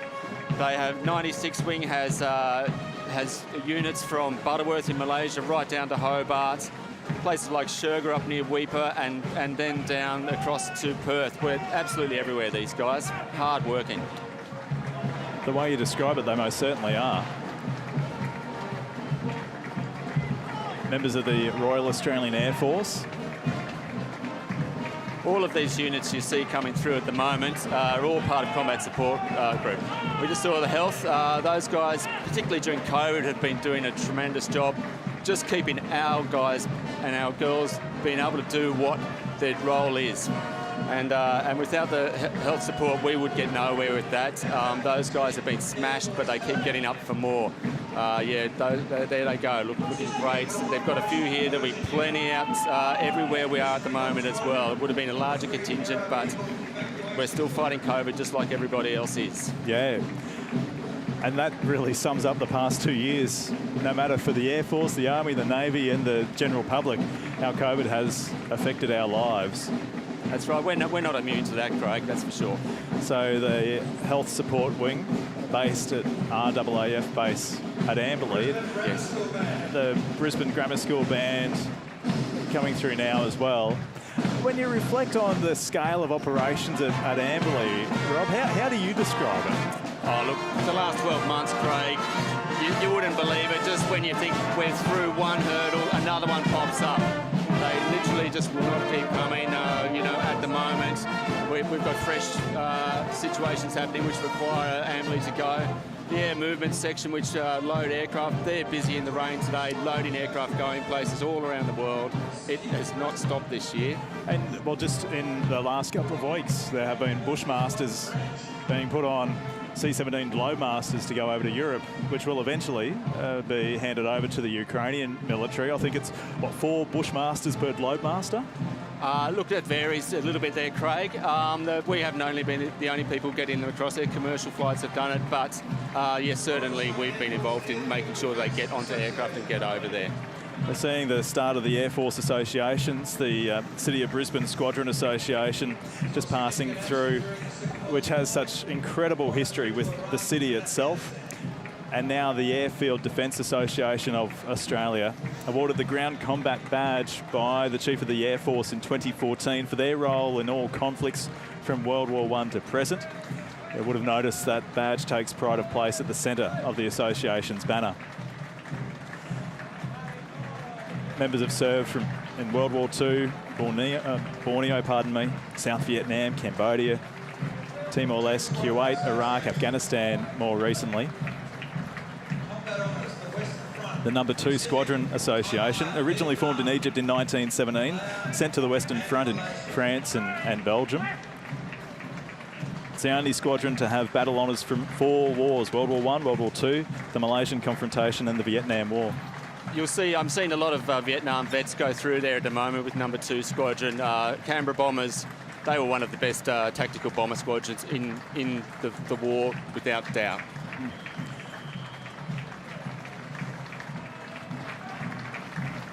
The No. 3 Squadron Association.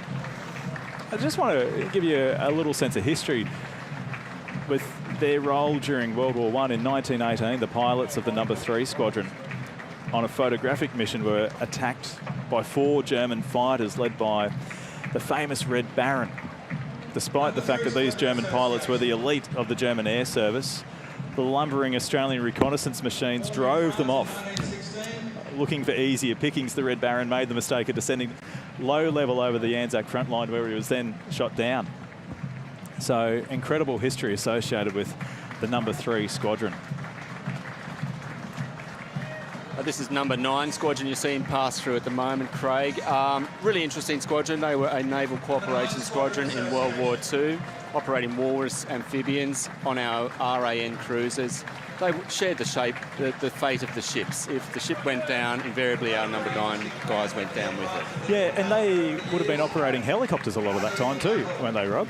That's going into the early 60s, and they operated Hueys, UH-1 aircraft, helicopters, and they went to Vietnam, did a sterling job there. They were instrumental in us having success at Long Tan. Yeah, helping D Company 6 RAR, I know, with resupply missions and the like. That's right. So essential, their service. Okay, here again, Craig, this is No. 35 Squadron and RAF Transport Vietnam flight. But these guys, a quick stat for your people out there. During the Vietnam War, these guys were considered to be the most efficient transport unit of any nation involved. They had 1% of the transport, 1% of the transport fleet, and they delivered 7% of the transport supplies. That's from USAF statisticians. Wow. You see on the banner the nickname Wallaby Airlines to describe the role that they played during that Vietnam conflict.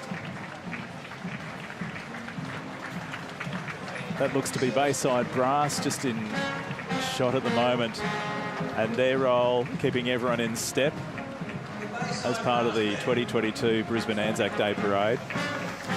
Bayside Brass, much loved by their local community around Wynnum.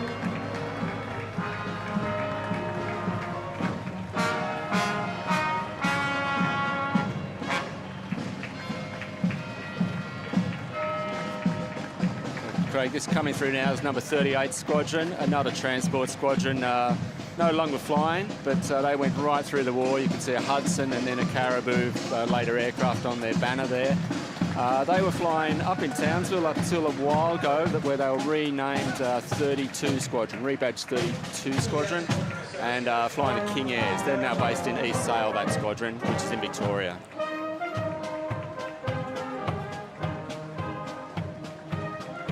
And to think back, you know, we've spoken about that level of technology change, the role of even drones these days, unmanned aerial vehicles and the like. And then to talk of from some of the aircraft you describe involved with World War I, World War II, through the Vietnam era to what we're now flying in the Australian Air Force. Gosh, there's been a big change. Look, flying always has an element of danger to it, but going back over the last 100 years, the further you go back, the more dangerous it was. Well, just look, here we have the 463, 467 Squadron flying the Lancasters with the 460 Squadron and the 466, 462 Halifax Bomber Squadrons. Now, the work that they did was just extraordinary over the many years of conflict. And in Bomber Command in World War II, just to give you a sense as to how dangerous those roles were, only 30% made it to the end of the war without being killed, injured or taken prisoner. Wow. That's extraordinary, isn't it? It leaves you speechless. I mean, they're heroes. They were heroes. They were getting into that aircraft knowing that the percentages of them getting through their tour were slim. And, yeah, very brave individuals. There's a quote from Sir Winston Churchill from back in 1940, September of that year, where he said, "The Navy can lose us the war, but only the Air Force can win it. The fighters are our salvation, but the bombers alone provide the means of victory." Peter Tedman, you'd probably take umbrage at that comment about the Navy from Sir Winston Churchill. Well, I can imagine Sir Winston Churchill had seen the Battle of Britain, and so he knew how important the Air Force were. But yes, I wouldn't like to hear that Navy could lose the war. I'll cross that out from my notes for next year. Don't you worry about that, Commander Peter Tedman. He served for a number of years at the Royal Australian Navy, in commentary with you today, along with Flight Lieutenant Rob Hodson from the Royal Australian Air Force. And Rob, for yourself, what was your catalyst? Because you have quite a family history associated with the military, don't you? In particular, the Air Force. That's right, yeah. My grandfather, my mother's father, was joined the Air Force in the late 1930s, well prior to the outbreak of World War II, and served through his career. My father was also a career Air Force officer. I was born on a RAF base. I was a RAF brat, moved around like a lot of RAF personnel these days. They were RAF brats, as we call ourselves. Yeah, I've always had immense pride for the Air Force, and I'm very proud to be wearing the uniform today. Yeah, well, formerly you worked with us at the ABC. It's only more recently that you've pulled on the uniform for the Air Force. And what was it like when you first enlisted and took on that role on a full-time basis, given that history you speak of? Well, I thought I knew about it, but I didn't, basically. It's a different way of doing things. You really have to get up to speed quickly, a different way of speaking, a different way of behaving. But I'll tell you what, it feels great. I would recommend it to anybody. This is the cadets coming through now, the next generation of Air Force you see walking through now. Obviously, some of them have got proud relatives that you can see them wearing the medals of their relatives. And look, they're looking pretty handy. The marching's looking good. They do a lot of work, these guys, on the weekends and at night and during their school holidays. Yeah. Don't know what. And that's cadets for the Air Force, for the Army, for the Navy, a similar story, isn't it, to try to instill that spirit of service at a young age? That's right, that's right. Lots of them carry through.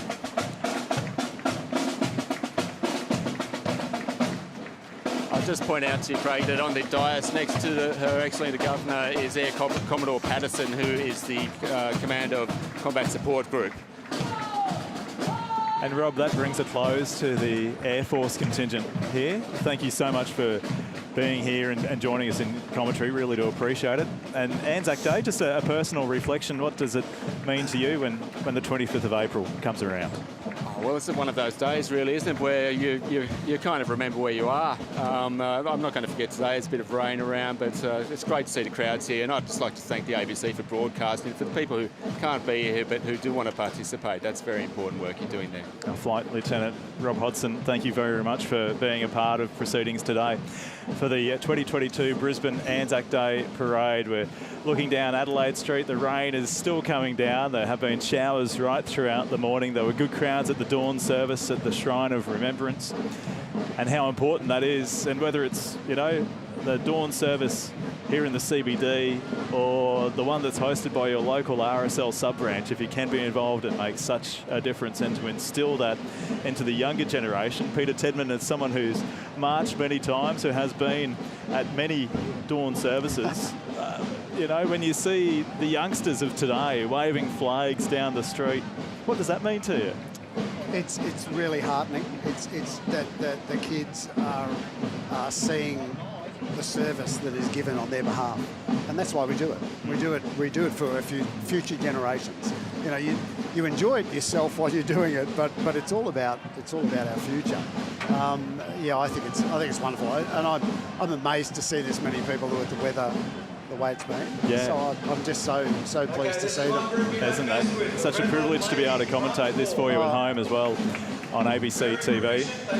We have the Redland Ladies Drum Corps coming down, leading some of the Allied Services Associations as well. The Redland Ladies have been a part of Anzac Day parades for many, many years now.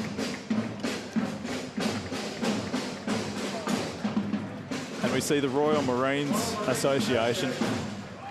Their origins can be traced back to 1664. Today known as an elite commando force, they fought in every war since conception. They've served with Her Majesty's fleets around the world. So you'll see some different coloured berets, the Marines with the blue, or the Royal Commandos, the green berets. And it's important to mention that some of those may have even served with the role of the Royal Marines with the Falklands War, which was 40 years ago this year, Peter Tedman. And I know you did some work with the Special Boat Service some years ago, including those who just returned from the Falklands at the time. I didn't realise it was so long ago. I was over there in 1984, and we went to one SBS, one Special Boat Service, to learn the procedure for retaking ships that had been taken by terrorists or our oil platforms. So that was the training, and yeah, and they were quite a young cohort in the Royal Marines, and they just got back from the Falklands. So you can imagine the chest was out. They always wanted to outrun us. They always wanted to outshoot us. They wanted to do everything. So yeah, they were great. So there was a little bit of healthy competition between lots of healthy competition. The Aussies and those of the Special Boat Service when you arrived in the UK. We've seen the British Ex-Services Association as well come down Adelaide Street. And I'm just looking at that banner now, and that looks to be the French Veterans Association for French Army, Navy and Air Force members. It is important to remember 80,000 French troops fought at Gallipoli alongside Anzac forces. And of course, then close to 300,000 Aussies joined French and Allied forces on the Western Front. I think anyone who has visited France knows, particularly the southeast of France, or the southwest of France, I should say, how they're very attuned to Australians. They understand their history. They know we were part of that. It was quite amazing. It most certainly is. And how they continue to remember the role of Australians now, absolutely, which is so impressive. Yes. Peter Tedman. Absolutely.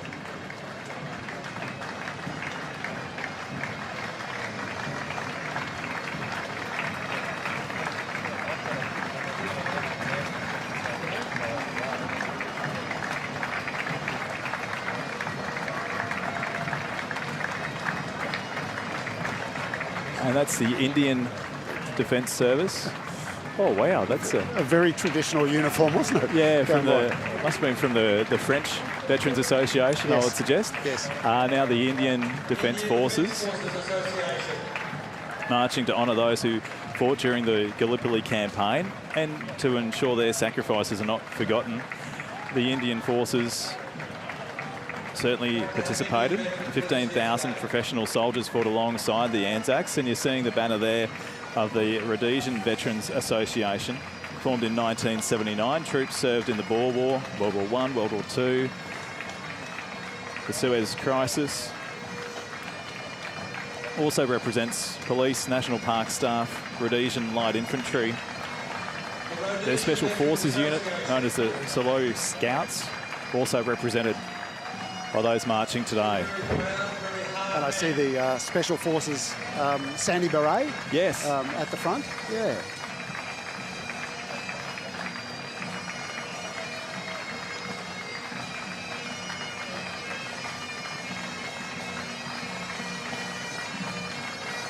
And the applause of the crowd hasn't stopped That has to stop. from when the parade began almost 2 hours ago.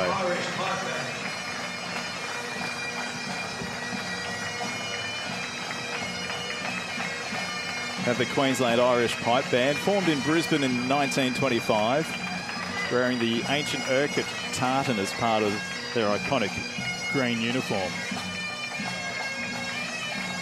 The current band has around 35 active and accomplished members.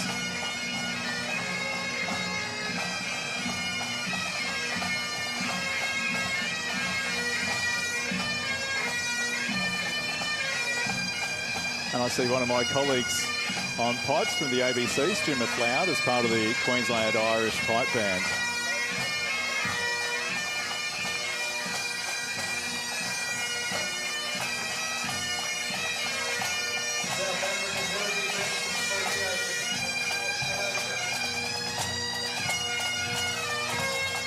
And the pipe band are leading the South African Military Veterans Organisation of Australia, which had extensive service in both World Wars.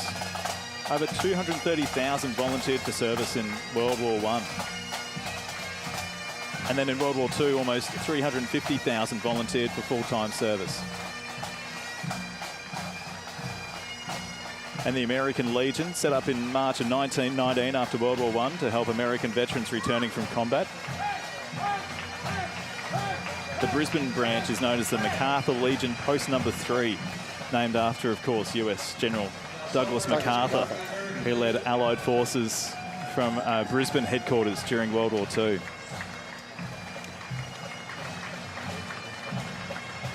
The Polish Ex-Servicemen's Association. This year marks the 80th anniversary of the Polish Home Army, which was a highly secretive and dominant resistance movement in Poland during World War II. The Home Army is probably best known for its involvement in the Warsaw Uprising of 1944. And you might not realise, but Polish personnel made up the 4th largest Allied force in World War II. Wow. So Germany, Great Britain, or the Allied forces? Yeah, Wow. the 4th largest Allied force. Wow, 4th largest Allied force. Wow. Yeah.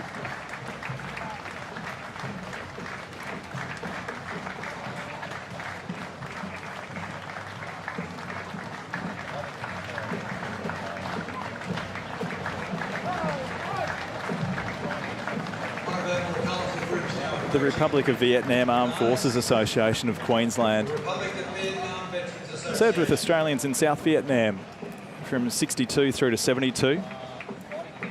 After the fall of Saigon in 75, many sailed to Australia as refugees to start a new life. Marching proudly today in recognition of their service.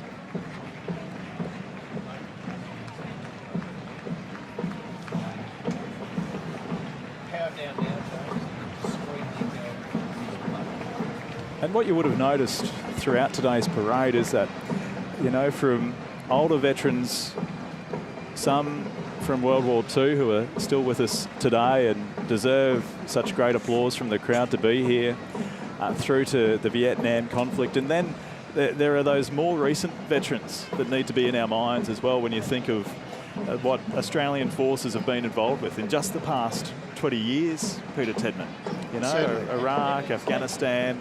Absolutely, yeah, absolutely. And I think that we will see over time the associations, some of the associations grow as a result of that. Yeah. As our current serving actually discharge, and then hopefully join in with those associations to give it that sort of fresh feel and the new blood. It's so important to keep those going.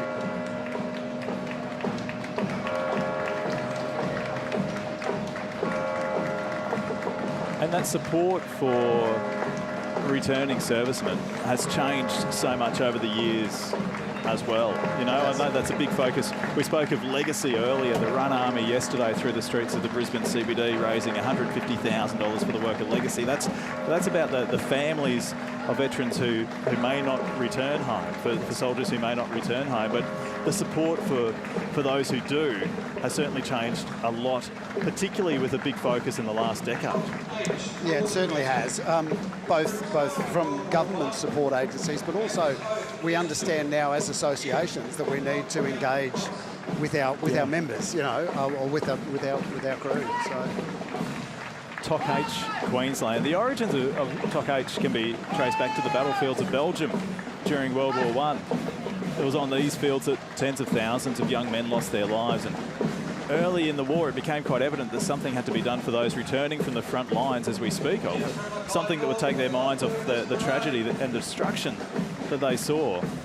They needed somewhere they could go, rest the body, refresh the soul, and it was Queensland-born chaplain Tubby Clayton in December of 1915 in France set up a rest centre named Talbot House in honour of one of his closest friends. And these days, TOC H members are dedicated to helping disadvantaged children, people with a disability, and running services for the elderly.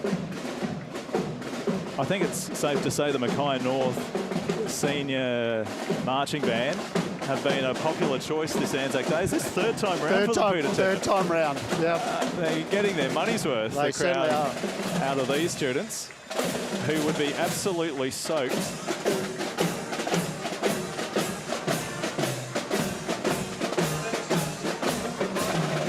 And it's at this time of the parade you think, instead of the tuba, Mum, Dad, I really should have played the trumpet. The amount of water coming in.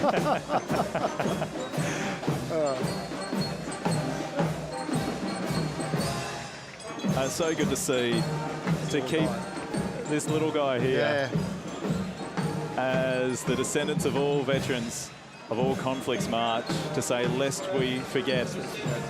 As a little kid, maybe 5-6 years of age, who's marching, paying tribute to a family member who has fought, wearing medals on their right, some with photos.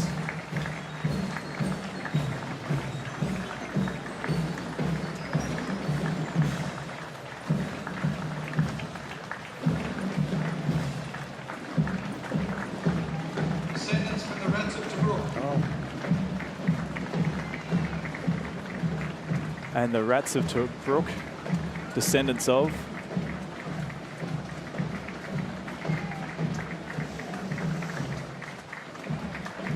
Keeping that memory alive, which is so important. And the great thing about most of these, you can see a number of generations there. So they'll be able to, you know, marching together. Yeah.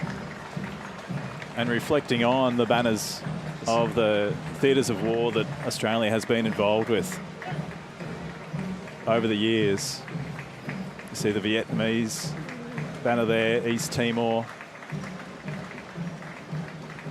Afghanistan, peacekeepers, peacemakers.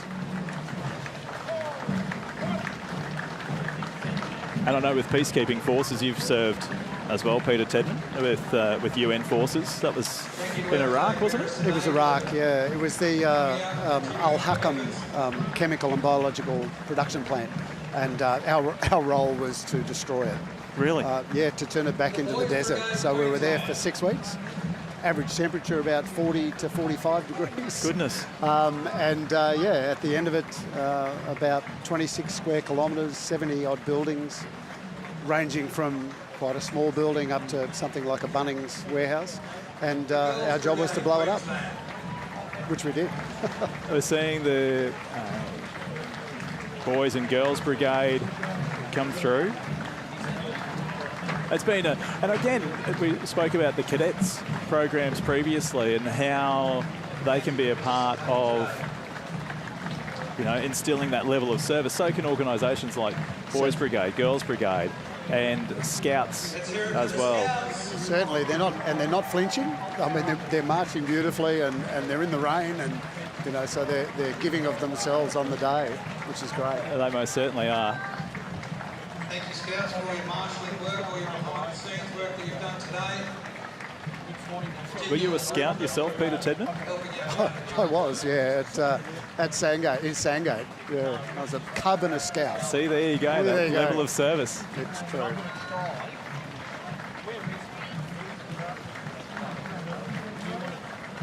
And Girl Guides as well, another of those organisations which are just so important to the community and have the very best biscuits when they come around once a year knocking in. No, you're always going to buy those Girl Guide biscuits, don't you? They're very good, yeah. And a big thank you to the parade marshals who have worked so hard to make today happen in what has turned out to be relatively trying circumstances with the weather. Not necessarily on our side, but what a incredible atmosphere to see thousands of people lining Adelaide Street and the Brisbane CBD for the Anzac Day Parade of 2022. As we wrap up proceedings here in Brisbane, Anzac coverage will continue throughout the day with the dawn service from Gallipoli at 12:30. You'll be able to watch back through the parade from later this afternoon on ABC iView. Thanks to my co-commentators, Commander Peter Tedman, Warrant Officer Cole Scott, Warrant Officer Class 1 Mick Patton, and Flight Lieutenant Rob Hodson, along with the ABC production team led by Tim Christie. And thank you for joining us on this Anzac Day, 107 years on from the landings at Gallipoli. We pay our respects to those who uphold the Anzac legacy. And you would have heard that expression that the price of freedom is eternal vigilance. It's important that we remember the sacrifice and service of the many men and women who have served our nation and continue to do so. Lest we forget. Lest we forget.